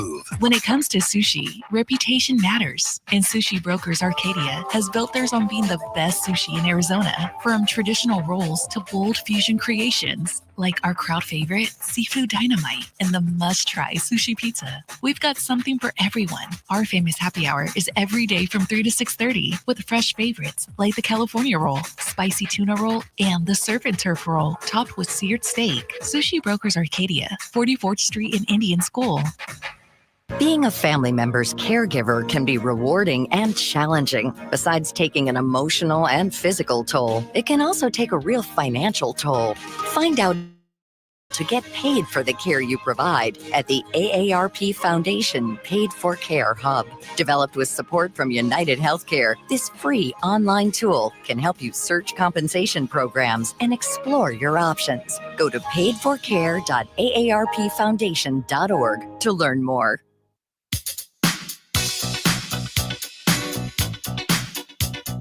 Time for the hot or cold player of the week, brought to you by AC Experts. With over 20 years of experience, their locally owned and operated team keeps you comfortable year-round. For service, call 480-386-6980 or schedule an appointment online at acexpertsaz.com. Welcome back, everybody. We go until 4 o'clock this afternoon. It is time for our AC Experts Hot Players. Oh, it's the New York Yankees. They were super hot last night. It's all presented by AC Experts, 20 years of experience, locally owned and operated, and for service, here's the phone number, 480-386-6980. That's 480-386-6980. You can also schedule an appointment online at acexpertsaz.com. Again, that's acexpertsaz.com. AC Experts. We referenced the Yankees. It was dinger night in New York last night. High fly ball, deep center field. Pereira back on the track, at the wall. See ya! A long home run high off the batter's eye. 40 for Judge and a 1-0 Yankee lead. High drive, right field. Mangum back, turning, looking. See ya! The Yankees go back-to-back. A home run for Bellinger. It's 2-0 Bombers. Have lower body soreness after playing 3 games in a row and right. High drive, right center field. Mangum back, track, wall. See ya! The Yankees go back to back to back, and they lead 3-0. 1-2. High fly ball, deep left field. Simpson back, track, wall. See ya! The 9th home run for the Yankees. They've tied the most that they have ever hit in a game in team history. And the Yankees with lucky 13, they're up 13-3. Special thanks to the Yes Network. Our AC Experts Hot Players of the Week are the New York Yankees. In last night's game, they go 16 for 42 with 9 home runs. Unbelievable. Beat Tampa Bay 13-3. They have now won 4 in a row, 6 of the last 7 games. This is the second time, as he alluded to there, this year that they've had 9 home runs in one game. On March 29th, they beat the Brewers 20-9. The all-time record, Jimmy B, is 10 home runs in one game. That's by the Toronto Blue Jays over the Orioles in an 18-3 win. Wow. Going back to, I want to say 1995 is when it was. But that's it. That is our AC Experts Hot Players of the year. And of the week. they certainly were. All right, Manuch, let's don't waste any time. Let's get to the random fact of the day. The longest anyone has held their breath underwater is 24.5 minutes. What? Yeah, the world record is, and for breath holding underwater was achieved by Croatian Budimir Sobat. Okay. That was on March 27th of 2021, who held his breath for a total of 24 minutes and 37 seconds on average. On average. A human can hold their breath between 30 to 90 seconds. So you're saying that Sobat was not human? Sobat was, a lot of those guys that do that, they train for that. Jimmy I know. They train for that bad boy. So that's your random fact of the day. Football at 50 right now, presented by Twin Peaks and the Twin Peaks Gridiron Getaway. It's all powered by us. Yeah, Roc and Manuch and Jimmy B. The Cards-Rams January game at SoFi Stadium. 2 tickets is what you can win. A hotel right by the LA airport, 2 miles from the stadium, and money for airfare as well. Just scan the QR code at Twin Peaks or text Peaks to 59925. Again, Peaks to 59925. Just real quick, Daniel Jones has started in Indianapolis. The agent for Anthony Richards Sr., it's like 2 goes by, maybe a potential trade. Okay. And also, Jameis Winston could be another potential trade in the works. A lot of potential movement going around in the National Football League, and we'll have more on the other side. When we come back, we will update you on Getaway Day between the Guardians and the D-backs, and it is exciting. Take my word for it. It's coming up. And Tim Kempton will join us as we talk Phoenix Suns as well. Roc and Manuch with Jimmy B. ESPN 620, 98.7 FM HD2, streaming live on the Arizona Sports app. Ready! Hi, this is Chris with Ready Services, Air Conditioning and Plumbing. I've been with the company for going on 15 years. What you're going to get is not only get your problems fixed, but you're going to leave with peace of mind knowing that it's done right and done well by a qualified technician. Ready Services won't ever take advantage of any of our customers. Our goal is always to be the most accurate in diagnosing and providing top-flight service for any service, air conditioning or plumbing. ReadyServices.com. Ready. This is the story of the one. As a lineman, he does whatever it takes to keep the power on in his community. And he wants a partner like Grainger who does the same. Grainger offers the professional-grade products he needs, from voltage detectors to harnesses to hard hats, plus fast, dependable delivery, so he can rise to every challenge. Call 1-800-GRAINGER, click Grainger.com, or just stop by. Grainger, for the ones who get it done. If you love to travel, Capital One has a rewards credit card that's perfect for you. With the Capital One Venture X card, you earn unlimited double miles on everything you buy. Plus, you get premium benefits at a collection of luxury hotels when you book on Capital One Travel. And with Venture X, you get access to over 1,000 airport lounges worldwide. Open up a world of travel possibilities with the Capital One Venture X card. What's in your wallet? Terms apply. Lounge access is subject to change. See CapitalOne.com for details. Hey everybody, Dan Bickley here with my guy Bear, one of the Henley brothers who runs Walt's TV and Appliance. And Bear, tell our listeners why they should avoid the big box stores and shop at Walt's, conveniently located off the I-10 in Warner. Well, Dan, we offer unbeatable prices on all the products you really want. And if you think you found a good price somewhere else, bring it to us and watch us beat it. We also offer same-day delivery 7 days a week. Get what you want when you want it, only at Walt's. Shop local. Shop Walt's.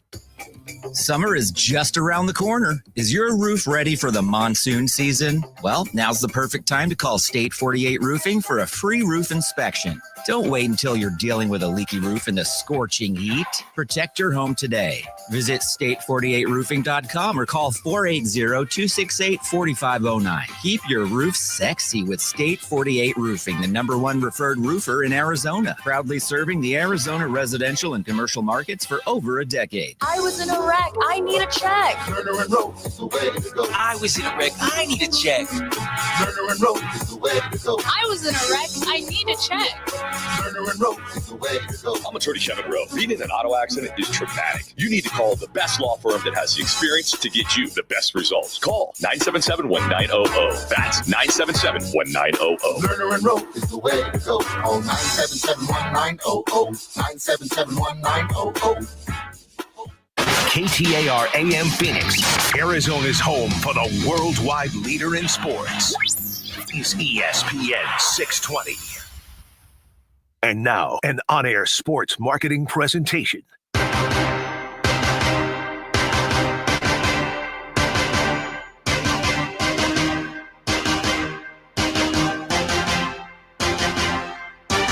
It's Roc and Manuch with Jimmy B. Now on ESPN 620, 98.7 FM HD-2, and streaming live at arizonasports.com. The guys are powered by the law offices of Lerner and Rowe. In a wreck and need a check? Make one call, that's all. 602-977-1900. And now on your ESPN station in Phoenix, ESPN 620, Roc and Manuch with Jimmy B. The 1-0. One swung on and driven deep to left field, and this game is tied. Wow, was that ball crushed? All right. That kind of gives away what we're going to talk about. The getaway game, we haven't gotten away yet. The reason? Bottom of the 9th inning. The D-backs trailing 2-1 to Cleveland. Lourdes Gurriel just hammers it. I mean, hammers it into the left field stands. A solo shot. It ties the game, and we are right now at 1-1. Yeah, Lourdes Gurriel hits a absolute bomb, 424 feet. And we call that, I think Reggie Jackson calls that a home run high fastball. That'll work. Yeah, Smith comes in for relief, and it's kind of like, what are you doing throwing it right down the middle of the plate? Mm-hmm. And I'm sitting there going, it's 1-0. And I'm going, yeah, take a strike. Well, he grooved one. He didn't take it. He took it deep to left field, and it's all tied up as we go into the 10th inning. Here's the thing. Right before the break, before that last inning, I went, hey, 2 hours and 10 minutes. This game's moving along pretty quickly. You jinxed it. I think I jinxed it. And here's the thing. You look at this Cleveland Guardians team. Yeah. They do not have, I keep saying, wiggle room. I mean, you have a runner on second base, and you get a strikeout, another high fastball, and you look at some of the things with this team, and then just striking out right now is Martinez. He swung a one like above his shoulders, and talk about the lack of discipline at the plate. That's, I think, one of the reasons for this Cleveland Guardians team is because of that, they've had ample opportunities to put this game away. They have. Just swinging at bad pitches. But again, the bullpen pretty much comes in for this Diamondback team so far and is holding this Cleveland Guardians team at serve with a runner at second base. You know, Manuch and I are believers that when we are talking on the show, or even if we're calling the game, and you say something to the effect of, well, they could get a home run here, or, hey, he's pitching a no-hitter into the seventh or this inning. Game's moving right along. Right along. And sure enough, bang, there it goes. We do not believe in that sort of stuff at all. Yeah. But it was so comical when you told me that, and then bang, Gurriel just rips it. So at any rate, they are now playing in the top of the 10th inning, and the game is tied 2-2. Yeah, it is, and good for them, boy. If they could come back and win this, currently Saul Frank's in the game, but Brandon fought his numbers on the day. 7 innings, went 7 innings, only 98 pitches in 7 innings. It's an improvement. Gave up 5 hits, gave up the 2 runs, both earned. Had the 1 walk and the 5 strikeouts. Overall, I thought a pretty solid performance versus this Guardians team. Murillo's come in. He's only given up 1 hit. And then you look at Curtis, no hits. So far, again, don't mean to jinx this team, but only 1 hit given up by the bullpen so far. We're in the studio. They have no idea. I don't believe in jinxes, man. They have no idea what we're talking about. We will continue, by the way, to update you on this game. Manuch, I know in our second segment coming up in this hour, we're going to dive into a lot of Cardinals talk, but I wanted to ask you this, because during the our football segment, you referenced the fact that there is chatter in New Orleans. I just saw that Kellen Moore, the new head coach of the Saints, is not telling the media the order in which his 2 quarterbacks are going to play in the final preseason game. Yeah, he's keeping that kind of under the vest a little bit. Yeah, he is, and I think that one of the things is he has made the decision whether it's going to be Tyler Shuck or Spencer Rattler. I would say that when you talk about practice reps, the games, all the above, picking up the offense, there's so many things that are involved when you pick a starting quarterback. I mean, you think of just yesterday, Daniel Jones for the Indianapolis Colts was named as the starter, right? Over Anthony Richardson Sr. And I'd alluded to it that Anthony Richardson Sr.'s agent has talked to the Colts about maybe a potential trade. Steichen has said that even if Daniel Jones goes down, the question was, I love this. Yeah. The question was, well, if Daniel Jones goes down, is Anderson good to go? And he said, well, Richardson. Yeah, we'll take a look at it at that time versus, yes, he's our next guy up. Why would he say that? Because they don't have any confidence in Richardson. Okay. They have no confidence in Richardson. So when an agent sees that comment, sure, that's when he picked up the phone and said, wait a second. That didn't sound like any kind of a ringing endorsement or any kind of endorsement. If you guys feel that way, if you didn't come back and say, hey, Richardson will stay ready, we'll have him ready to go. If Daniel Jones gets hurt, he's ready to go. Now, what Steichen said yesterday, too, I'll kind of lead up and build the story. Okay. They said that a reporter asked him yesterday when Daniel Jones was named the starter, if he falters, if he struggles, is Richardson your next opportunity? He said, Daniel Jones is our starter for this season. Okay, there's that. For the season. For the season. Yep. Okay, got that? Yep.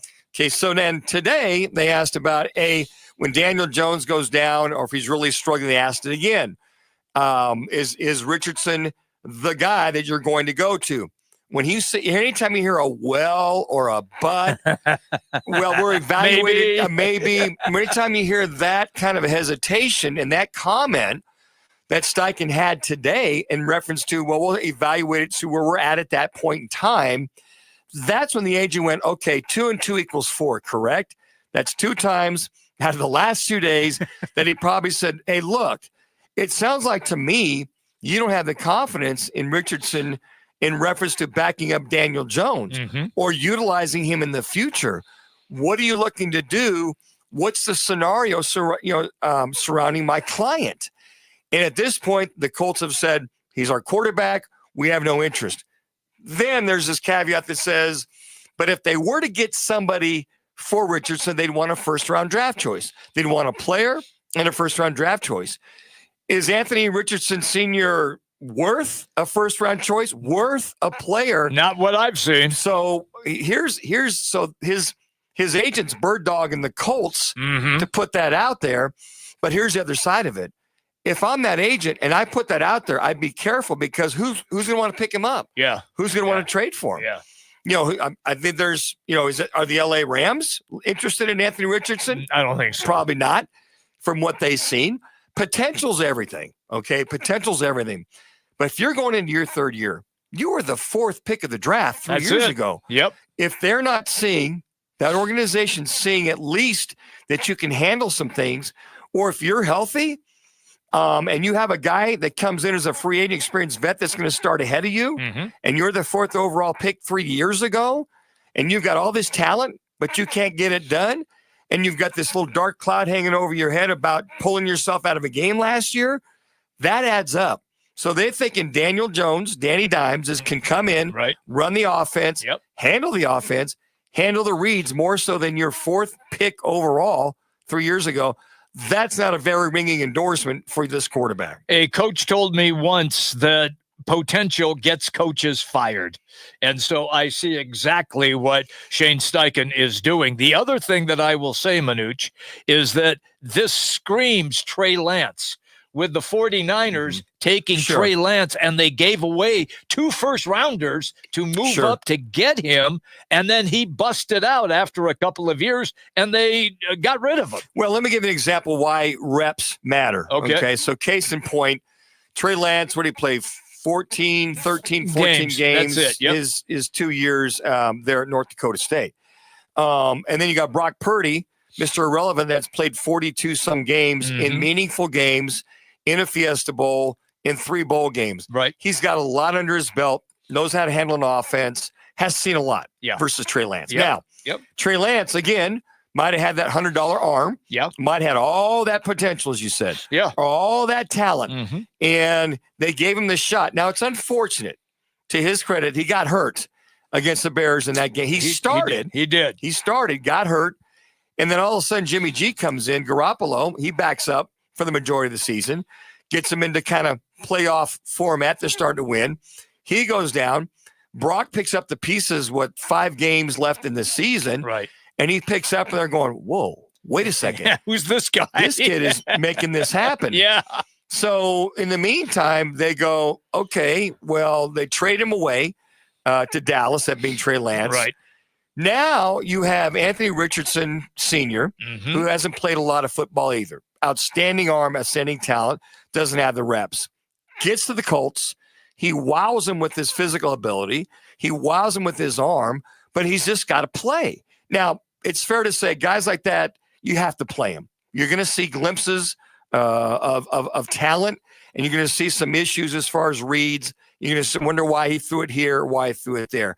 That's a young quarterback. To be fair, you need to let him grow and go through that. Last year, after a while, Joe Flacco comes in, 40-year-old Joe Flacco. Yeah, I remember that in Cleveland. To take over because, again, Steichen needs some help in reference to trying to get this team moving forward. So you do it with a guy that knows how to get it done, sees it, been there, done that. Richardson gets healthy. He comes in, he has the faux pas with the tapping himself out. So there's a lot of that minutia going out as well, too. So the moral of the story is a lot of these guys got all this talent. If they're not seeing it within 3 years, they're going to move on. I'm with you 100%. Now, if you haven't heard this, there are rumors flying everywhere. And once again, it involves the New Orleans Saints and a quarterback who played well in New Orleans, who's not there now. His name is Jameis Winston. Manuch, are you buying those rumors or not? No, I'm not. I think Kellen Moore is going to want to go with the guys he has right now. Okay. At least that's what I feel. Otherwise, if there was a move to be made, they would have made that earlier. Never know. The National Football League. I know. He's been Jameis Winston, had some success there with the Saints. He did. Hey, today's segment presented by Wright Toyota. Right on the corner, right on the price.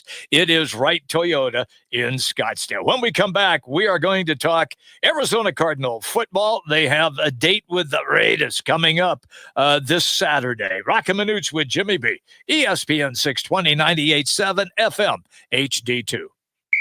Football is back, and Biggs American Bar and Grill at P83 is your home for football, preseason action, regular season madness, and the perfect place to host your fantasy football draft. All happening at Biggs. Ice-cold drinks, loaded burgers, and wall-to-wall TVs. Right across from the Peoria Sports Complex at 83rd Avenue in Bell. Head to BiggsPeoria.com to lock in your fantasy draft party now. Biggs, where the West Valley goes for football. I was in a wreck. I need a check. Lerner and Rowe is the way to go. I was in a wreck. I need a check. Lerner and Rowe is the way to go. I was in a wreck. I need a check. Lerner and Rowe is the way to go. I'm attorney Kevin Rowe. Getting rear-ended once is bad enough. Don't let the insurance company hit you again with a lowball offer. Call an experienced attorney who knows how to fight and win. Call Lerner and Rowe today. 977-1900. Lerner and Rowe is the way to go. Call 977-1900. 977-1900. Join the team at the largest towing company in the state, All City Towing. We're hiring dispatchers, call takers, lot attendants, drivers, and customer service personnel. Enjoy benefits like the state's most advanced towing equipment, set work schedules, a healthy 401k employer match, health benefits, employer paid life insurance, and a monthly fuel allowance. Ready to take your career to the next level? Visit us at allcitytowing.com. All City Towing, where your future is on the move.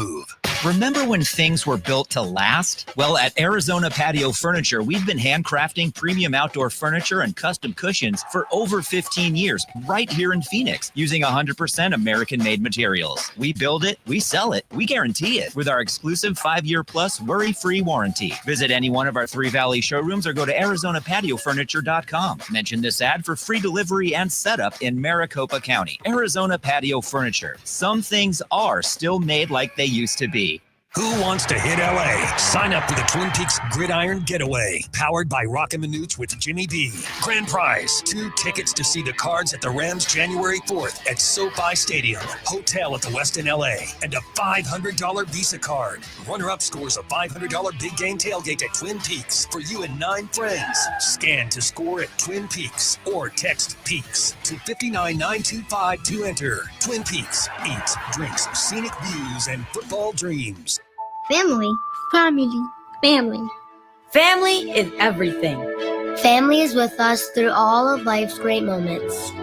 And for the past 100 years, Shriners Children's has become family to over 1.5 million kids. In tough times and good times, they're there when we need them most. It's so good to know that we have a family who cares enough to stand by our side. Please go online right now to loveshriners.org.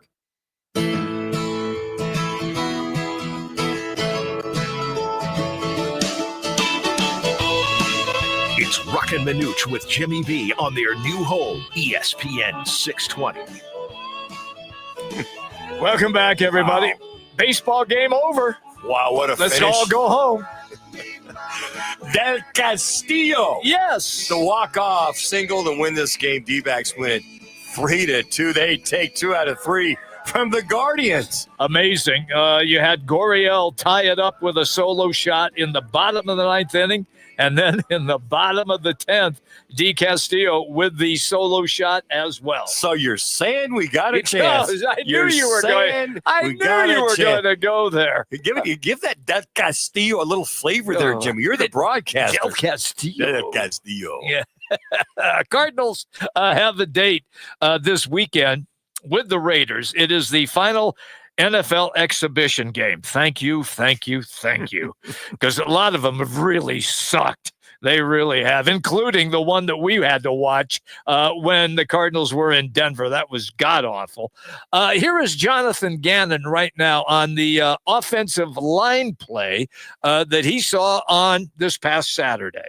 Probably not good enough because I didn't think we controlled the line of scrimmage. So in the run or pass game. So we got to do a better job. Pad level technique, get on the right people. A couple of times we didn't get on the right people, and there's people in Clayton's face extremely fast, where that should not be the case. Hard to play quarterback when people are in your lap before you hit your back foot. So we got to do a better job.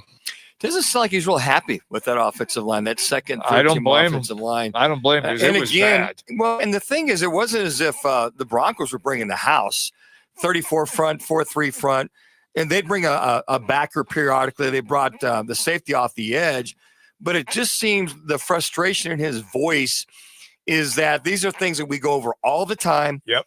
And we watch tape. If the protection's sliding left, let's slide left, not slide right. You know what I mean? Yeah. So that I can hear that in his voice. It's like, look, guys, we've been working on this in OTAs, in minicamp, and at practice. We knew what they were doing. So move your feet. They should not be getting in the face of Tune at all.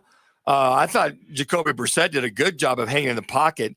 That group of second teamers did a pretty good job, but he's rightfully so upset, and they're going to have to really turn the heat up at practice to try to combat that if they start this week. We said on the show, Manuch, that they did not play with any energy at all. Only that first drive where they scored the touchdown with Jacoby Brissett's touchdown pass. The rest of the game was just horrendous. And I couldn't believe that you had second, third, and fourth teamers, guys trying to make this team, and the lackluster performance that we had to watch. You're in a preseason game. Yeah. Your third down conversion should be 40, 45, 50%. Okay. They were 2 for 13. Terrible. That's horrible. Yeah.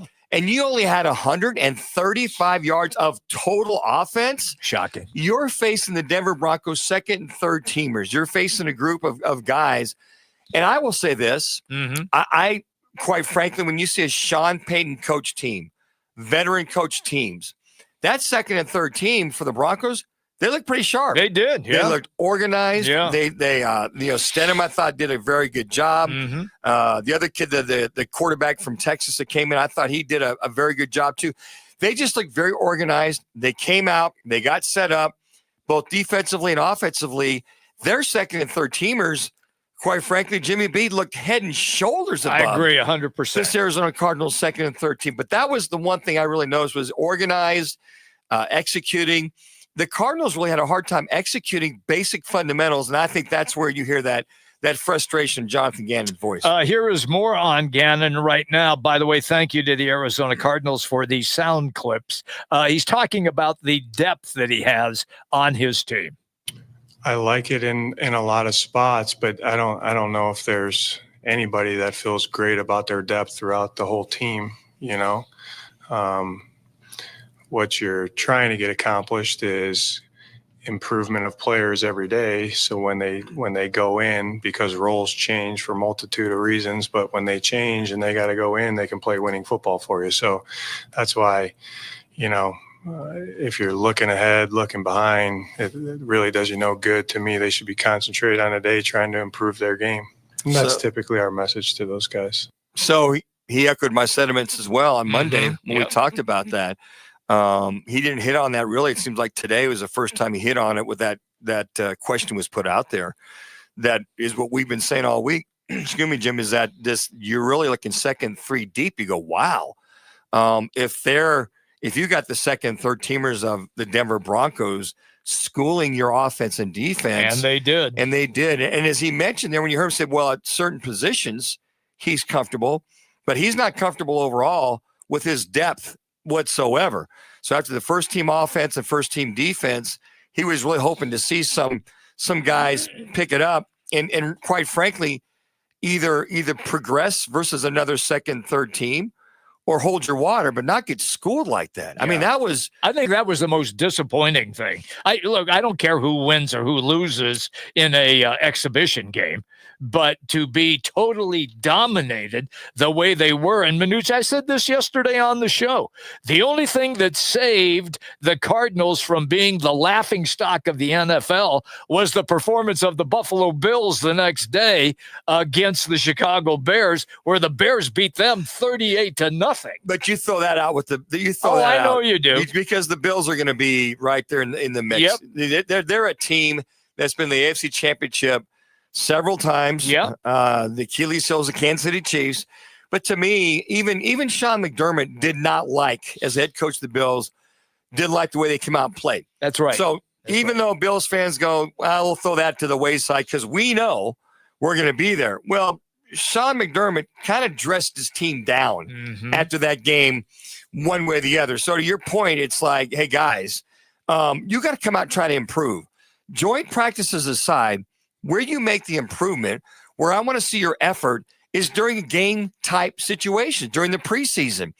And I tell a lot of people, don't ever get caught up as a player and as a fan. Don't get caught up in these joint practices or, well, they're practicing really good.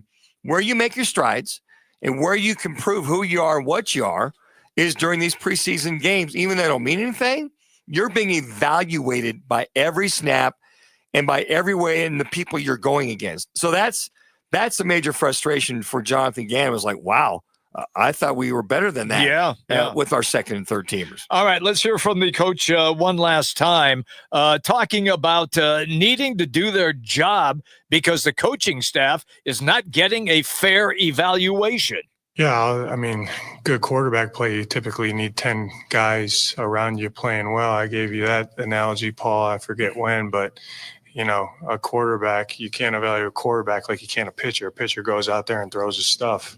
Quarterback goes out there and throws his stuff, but he's dependent on 10 other guys. So you got to take that into consideration when you're evaluating quarterbacks. As a whole, our guys know that it takes 11 guys to do their job on a given play to have a chance.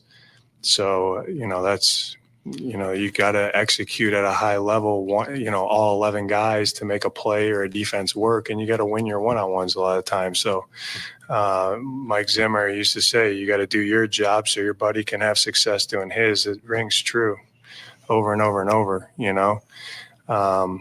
So, you know, that's playing good, clean football, executing at a high level, all 11 guys. Sounds like he dressed a lot of guys down by not yelling. You talk about a lot of guys that did not do their job.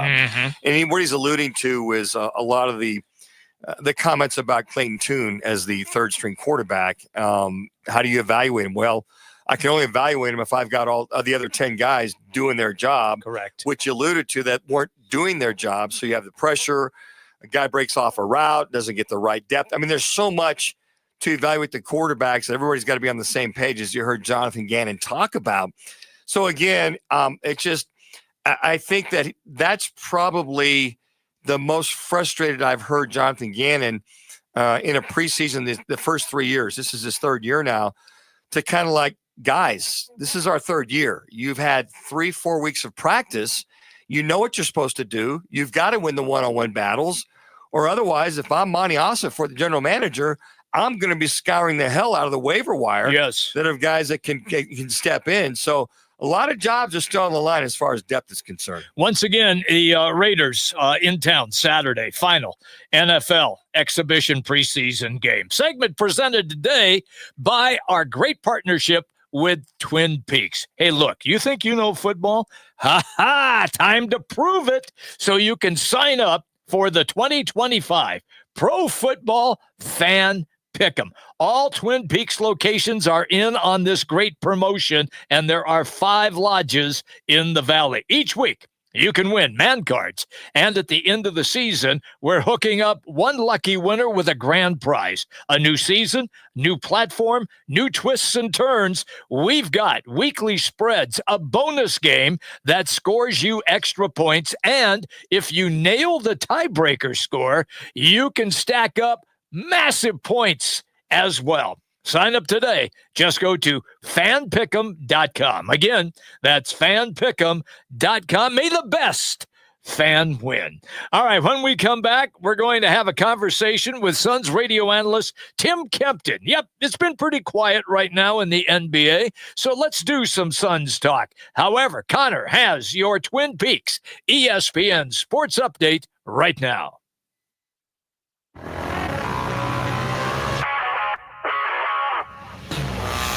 It's now time for your Roc and Manuch with Jimmy B's Twin Peaks ESPN 620 update. I'm Connor Collins.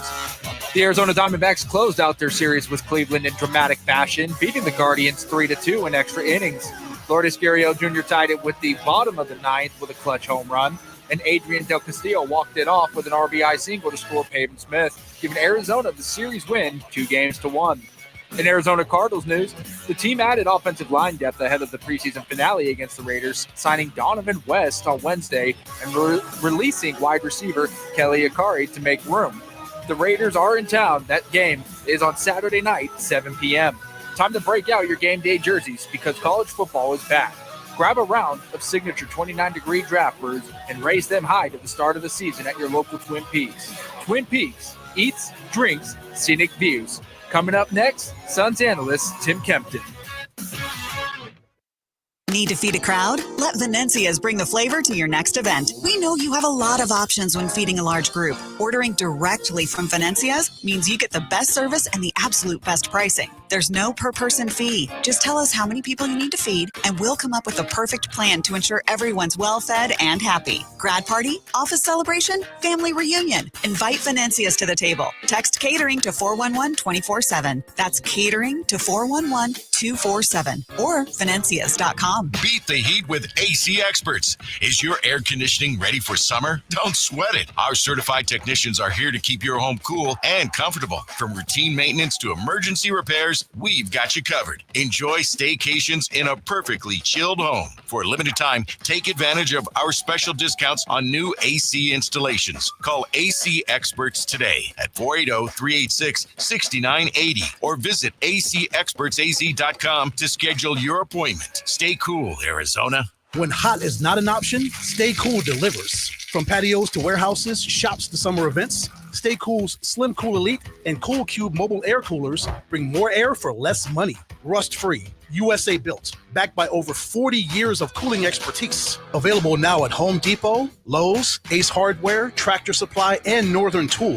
For more information, go to staycool-products.com. Stay Cool Products. Form, function, value. Get yours today and beat the heat. Life's a sprint, and you need a quick pick-me-up. Meet G2G protein bars, the ultimate grab-and-go meal replacement. Whether you're hustling in the office, enjoying a day on the links, or conquering the daily grind, G2G is your perfect fuel. Score an 8-pack at your local Costco's refrigerated section, or explore amazing flavors at G2GBar.com. Quick, delicious, and power-packed. G2G protein bars, setting the pace for your energetic lifestyle. Mommy, can I sit in the front seat just this one time? Please, please, please. No, not yet. But why? Because I love you, and you're just not ready yet. Now, get in the back so I can get you in your car seat, please. Putting your kids in the right seat for their age and size is an act of love. Check that your kids are in the right seat at NHTSA.gov/the right seat. Love protects. A message from NHTSA and the Ad Council. Here's the deal. We gotta set ourselves up. See, retirement is the long game. We gotta make moves and make them early. Set up goals. Don't worry about a setback. Just save up and stack up to reach them. Let's put ourselves in the right position. Pre-game to greater things. Start building your retirement plan at thisispretirement.org. Brought to you by AARP and the Ad Council.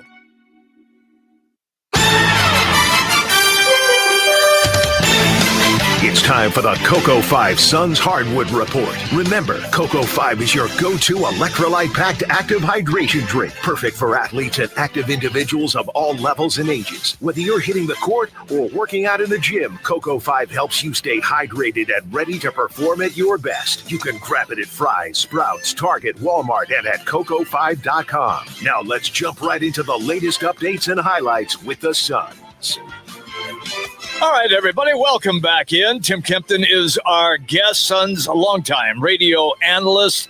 You can follow him on X at SunsTK, SunsTK. It is our Cocoa 5 Hardwood Report. So, Timmy, I'm watching yesterday, and I see Ryan Dunn and Colin Gillespie and Iguodaro out there on the baseball field getting some time, and they look good. I mean, they looked like they could play. Man. Yeah. Did you ever get invited to do that? Me? Yeah. Yes, you. No, I'm not. I'm not big enough. I'm not a big enough star. Those guys are stars. I'm just a local broadcaster. Nothing to do that. When you started off, then the Diamondbacks like invite you out with all the other guys, like first pitch. I would have thought because you, with your power, you were Frank Howard size, man. You could probably take it deep. I take it deep. I got that, Randy Johnson off the hill. Yeah. I got a lot of skills. How come you never came out with the Sun softball team with Marley and myself and Hornacek and the whole gang? And that's another thing. I wasn't invited to. I wasn't a big enough star. They wanted all the hot shots. I was never invited. And we were going to trade Danny Ainge. He had warning track power. I mean, big guy. Manuch, he played in the major leagues. Played major leagues. He could barely hit it to the warning Ainge track. Is the biggest hype machine in all of sports. I mean, the guy, listen, Danny Ainge is talented. I'm not taking anything away from him. But he was surrounded by great players. And, you have to take that into effect. It's like the Steve Nash effect. Yeah. I mean, you look at all the guys that he got paid. Danny Ainge was a good player that was surrounded by a bunch of great players wherever he went when he had success. Now, if you got him on the line right now, he would talk about dribbling through Notre Dame and Kelly Tribuca and winning that game. Yeah. We know he would bring that up. But throughout his professional career, if you expected Danny to be the star, you were in trouble. No, we didn't. We put him at first base, so we got him the hell out of the way. That's what we did. By the way, you're smart. I realized that Dan Marley is a smack talking fool. He and Hornacek were just working each other. Oh, working Ainge. It was. I'm like, wow. I'm all that chirping. Was that a fun team? That 92-93 team where you guys can get all over each other, bark at each other, and fun like that? No, without a doubt. I mean, you look at it, first of all, it starts with Barkley, and then, you throw Marley in there and Tom Chambers and, all those guys. So, that was a pretty healthy team from a standpoint of getting on guys. And but it's also a way to keep guys in check. Right. Everybody, in a locker room full of stars, you have to keep guys in check. You have to keep them in their roles, and that's part of it. Is the smack talking and bringing that out amongst players. We had Paul Westphal come out a few times too, the great late Paul Westphal. He could chirp it a little bit as well. So I'm like, wow, Westy, look at you. That Celtic chirping coming out of you. Was he that kind of that subliminal shot at you guys once in a while like that too? Every once in a while, but he was really, really good and really smart at letting the locker room take care of itself, because you had a bunch of, you had Barkley, you had Marley, you had Chambers, you had Ainge, you had Kevin Johnson.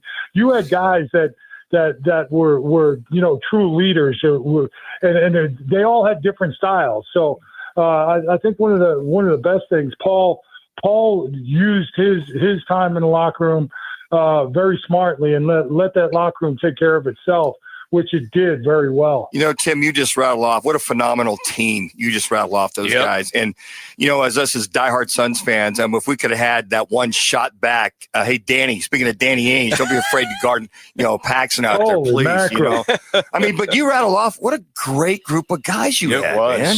It was. And I know Seth Sabalos isn't listening, but I'm blaming that whole series on Seth. If he was a little tougher, that time of the year, you play through injuries. Sure.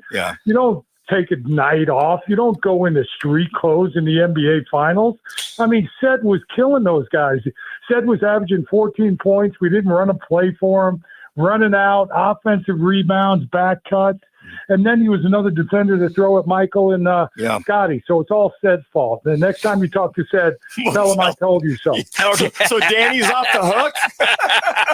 No, Danny's not off the hook. That's the big. But we still would have had to win a game 7. Yeah. But yes. If Sed was there, we win it in 6.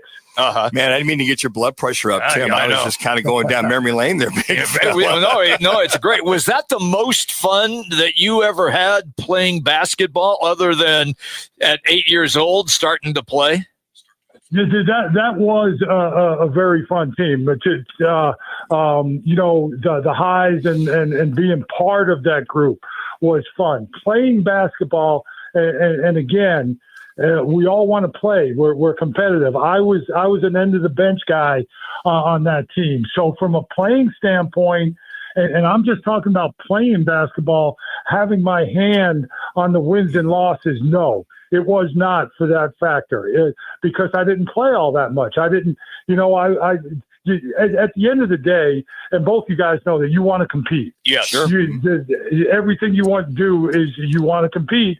And, the most I got out of that was we had a great practice group. Nigel Knight, Seb Sabalo slid down with us.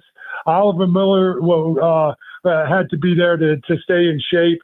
Although he got more minutes than most everybody. Well, we had 6 guys that practiced after the starters left after their 20-minute shoot around. The rest of us stayed down there and it was fun. But from a standpoint of a great group of guys being to the NBA Finals, absolutely phenomenal. But from a competitive standpoint, I had some other teams that were more fun for me because I was playing more. We are having a great conversation right now with @SunsTK. That means Tim Kempton, and we're having a great time. So now things start to get a little bit more real. You're within 4.5, 5 weeks of getting ready. September 23rd, Media Day. They start doing their stuff on the 24th. Are you starting to feel it yet, Timmy, or is it still, okay, I've still got time to go play pickleball?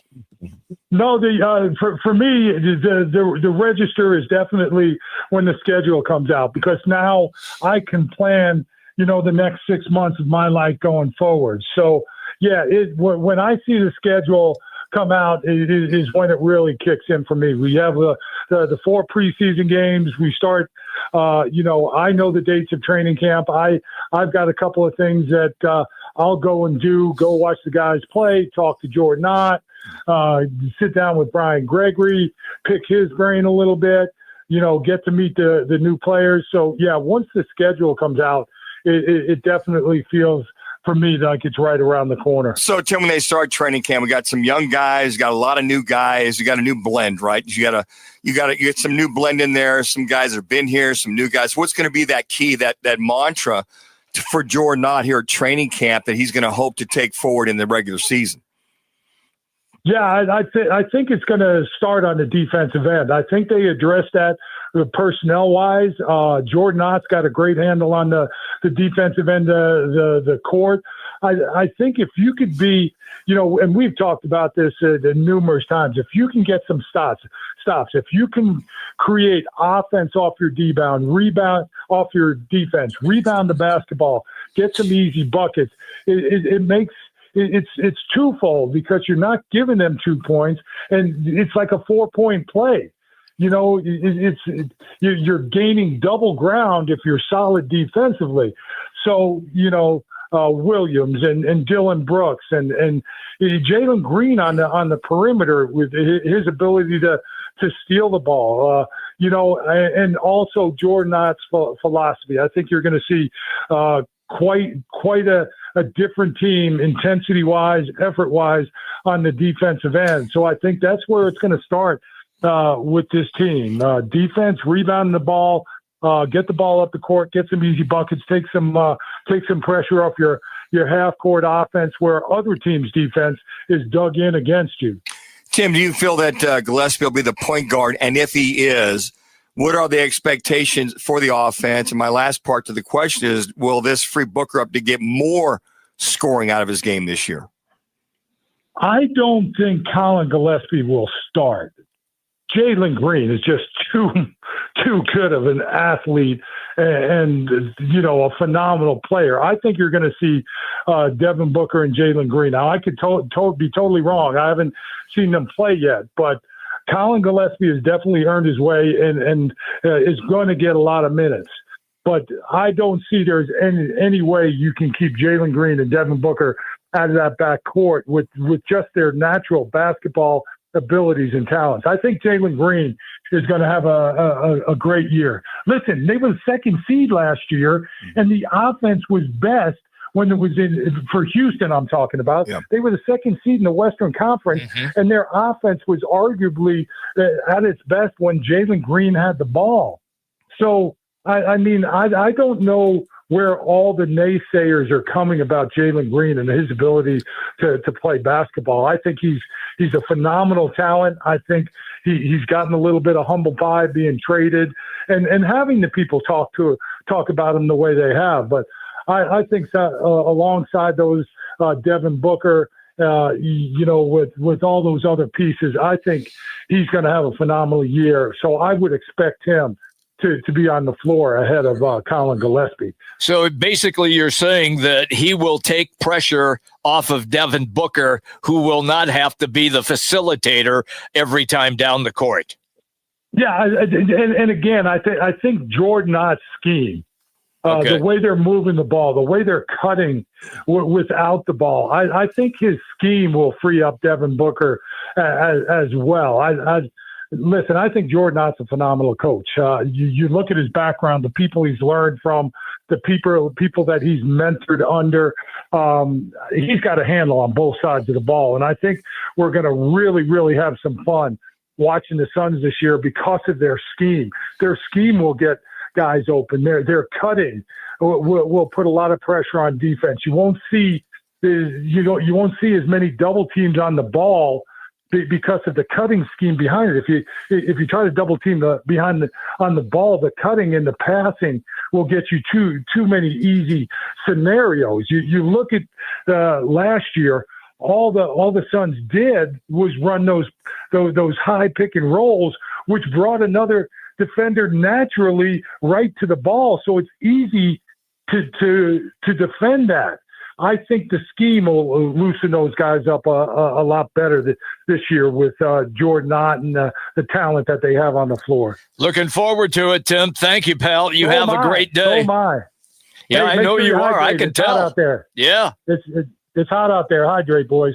We will. Trust me. We will. Tim Kempton, everybody. Once again, you can follow him on X at SunsTK. Our Cocoa 5 Hardwood Report presented by Cocoa 5, the coconut water-based hydration drink, and it's created by pro sports trainers, and it's endorsed by athletes like Devin Booker and Chris Paul.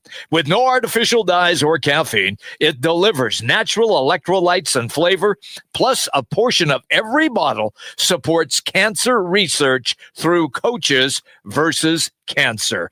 For more on Cocoa 5, just go online and go to cocoa5.com. Again, that is cocoa5.com. Roc and Manuch with Jimmy B, ESPN 620. Now open in North Scottsdale, it's the Orangedale Lounge. OD's, right off Thompson Peak and Bell, next to Bash's. Your new favorite dive bar has arrived. Cold drafts, chill vibes, always affordable prices, and the OD Mug Club, a one-of-a-kind membership you won't find anywhere else. No frills, just great people, ice-cold drinks, and a bar that feels like it's always been there. Follow at OD Scottsdale and get the scoop at orangedalelounge.com. Orangedale Lounge. Dive in and drink up. Arizona's headquarters for Toyotas is Wright Toyota. Hey, Rock, for my friends at Wright Toyota in Scottsdale. You will always find the right deal at Wright Toyota. Wright Toyota has been driving Arizona's home for years with their amazing service, pricing, and great selections. I encourage you to discover the difference at Wright Toyota. Make the right choice, Wright Toyota, just off the 101 on Frank Lloyd Wright Boulevard, and always online at WrightToyota.com. The right price, the right selection. Check out WrightToyota.com. Attention golf lovers and putting enthusiasts. Are you ready to elevate your game? At Putting World, we've got cutting-edge technology that'll have you sinking putts like a pro. With high-tech simulators and expert coaches, you'll be on your way to mastering that tricky six-footer in no time. Check us out at puttingworld.com. Whether you're a seasoned golfer or a newbie who thinks a hole-in-one is just a fancy donut, there's a place for you at Putting World. Eat it, drink it, sink it. Putting World. It's time to make plans to join Roc and Manuch with Jimmy B for the Dos Equis Sun Devils Watch Party. Yeah! ASU on the road at Mississippi State, Saturday, September 6th at Backyard Desert Ridge. Your ultimate tailgate. 40-plus beers, signature cocktails, elevated bar favorites, and the game on massive LED walls. At halftime, 25 fans get a shot to roll for dough. $10,000 on the line. The guys will also host road game parties for Baylor and Iowa State at Backyard Desert Ridge and Utah at Backyard Gilbert. Summer is just around the corner. Is your roof ready for the monsoon season? Well, now's the perfect time to call State 48 Roofing for a free roof inspection. Don't wait until you're dealing with a leaky roof in the scorching heat. Protect your home today. Visit state48roofing.com or call 480-268-4509. Keep your roof sexy with State 48 Roofing, the #1 referred roofer in Arizona. Proudly serving the Arizona residential and commercial markets for over a decade. Twin Peaks is the best in the game. Here, your favorite drafts are poured at a frosty 29 degrees, and rare barrel-aged whiskeys are served just the way you want them. It's bigger game days and bolder fight nights. I mean, where else can you find a scratch kitchen that always comes in clutch every day from lunch to late night? Only at Twin Peaks, the #1 sports bar. Twin Peaks Scratch Kitchen scores every time. Dig into hand-smashed burgers, chef-inspired flatbreads, and more at your local lodge.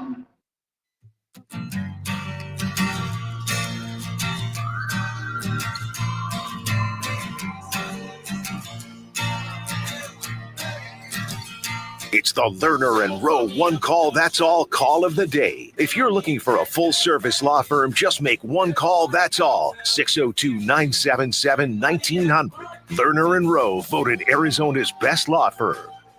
First pitch.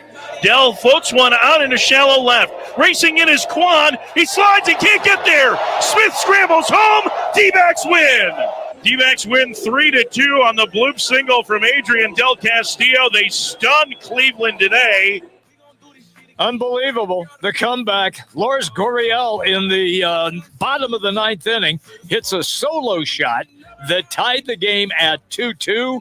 And then in the bottom of the ninth, that is our Lerner and Rowe. One call, that's all. Adrian Del Castillo with the base hit and the winning run for the D-backs. Interact, need a check. Just make one call. 602-977-1900. Always at lernerandrowe.com. And, of course, you get a free consultation. Once again, Lerner and Rowe, they can help you. Just make one call. That's all. 602-977-1900. All right, Manuch, let's get to the State 48 Roofing. It's your call question of the day. That's right. As you take a look at this, State 48 Roofing question of the day, when you take a look at this, what is the most important thing for you to see in the Cardinals' last preseason game versus the Raiders on Saturday night? Just go to Twitter at Roc and Manuch. First teamers playing a win. More physicality or chemistry / continuity. So again, basically you take a good look at this. So again, just go to at Roc and Manuch on Twitter. All right, guys, what do you got back there? What is our latest voting for our State 48 Roofing? It's your call question of the day.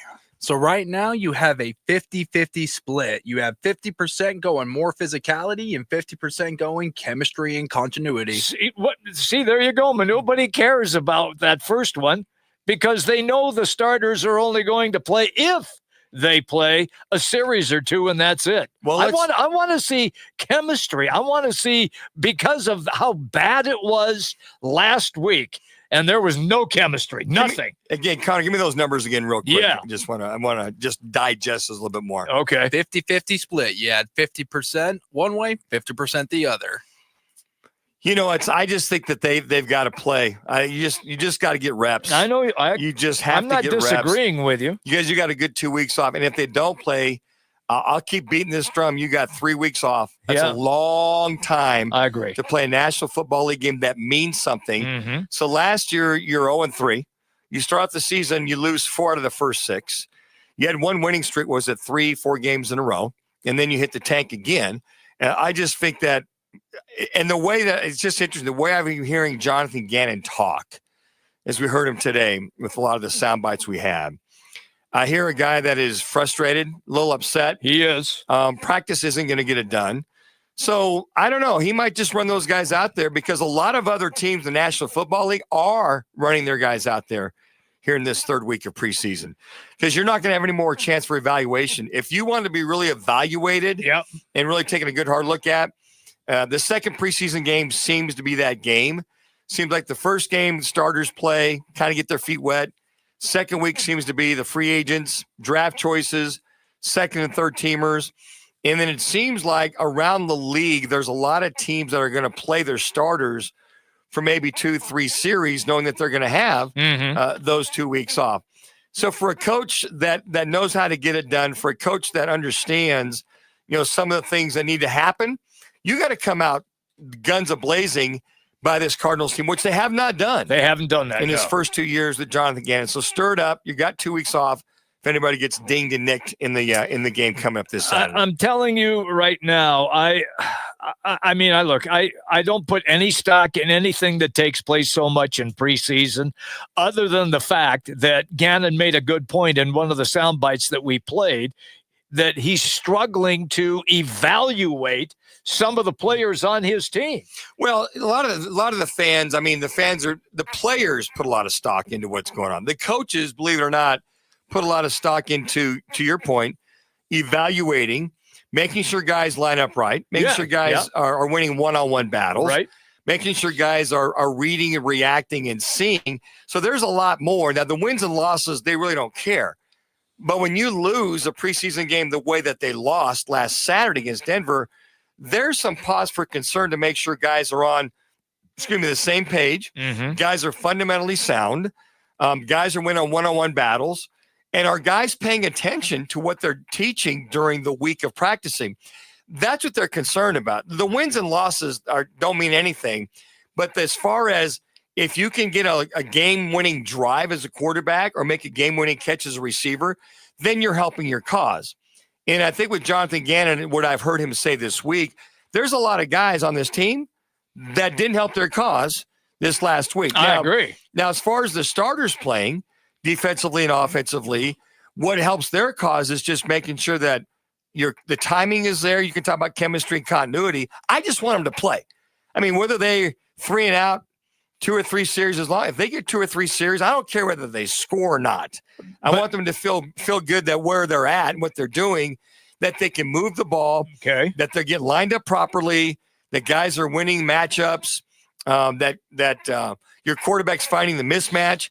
That there's a lot of that goes into play with that. And whether they win or lose is not the key. There's other things involved that will evaluate a coach to see what he's got to work on before the opening game. And that brings me to my point about chemistry, because we really haven't seen that much of that yet. And we certainly didn't see anything even close to it against the Broncos. Yeah, you did the first 2 drives in the first game. In the first game. So I don't think that for the first teamers, I don't think that's going to be an issue. I think that, but what I'd like to see is them continue that, whether you call it chemistry, continuity, with at least the first teamers. Yeah. Because you've got a good long 2 weeks before you play. So everything else, it's, I think Gannon's got to realize the way I've done it the first 2 years isn't working. So how do I mix it up this third year? So I've just got to, I don't know. I would hope to see the starters play a little bit. Hey, what's on tap? It's all presented by the Orangedale Lounge. Orangedale Lounge is open. North Scottsdale's its newest dive bar and home of the OD Mug Club. It's located at Thompson Peak and Bell, just east of the Ice Den. And you can follow them on social media at OD Scottsdale. That's at OD Scottsdale. On tap tonight, pretty light schedule. Major League Baseball Network will carry the Cincinnati Reds and the California Angels. First pitch around 6:30. That is Major League Baseball tonight. Tomorrow we'll be at the Twin Peaks in Glendale. We'll have assistant head coach for the Sun Devils, Charlie Regal. Yeah. We'll get our Crescent Insurance bit going in once again. Roxy Bernstein. Yeah. He's going to be covering a lot of football for ESPN this year. And then Howard Balzer, our Arizona Cardinals beat writer. Maybe he'll have some latest news on whether the starters are going to play once again. But again, Twin Peaks out in Glendale. Come on by and say hi. Manuch will be there. And if you don't have your phone with you, he'll use his phone to take a selfie of himself and then send it to you. Sharpies aplenty. So don't worry. I got you covered. Connor and Matt, thank you, pals. But good job again today. Manuch was spectacular as always. Me, on the other hand, pretty mediocre. We will be back tomorrow. And once again, as my esteemed colleague referenced, Twin Peaks in Glendale. This is the story of the one.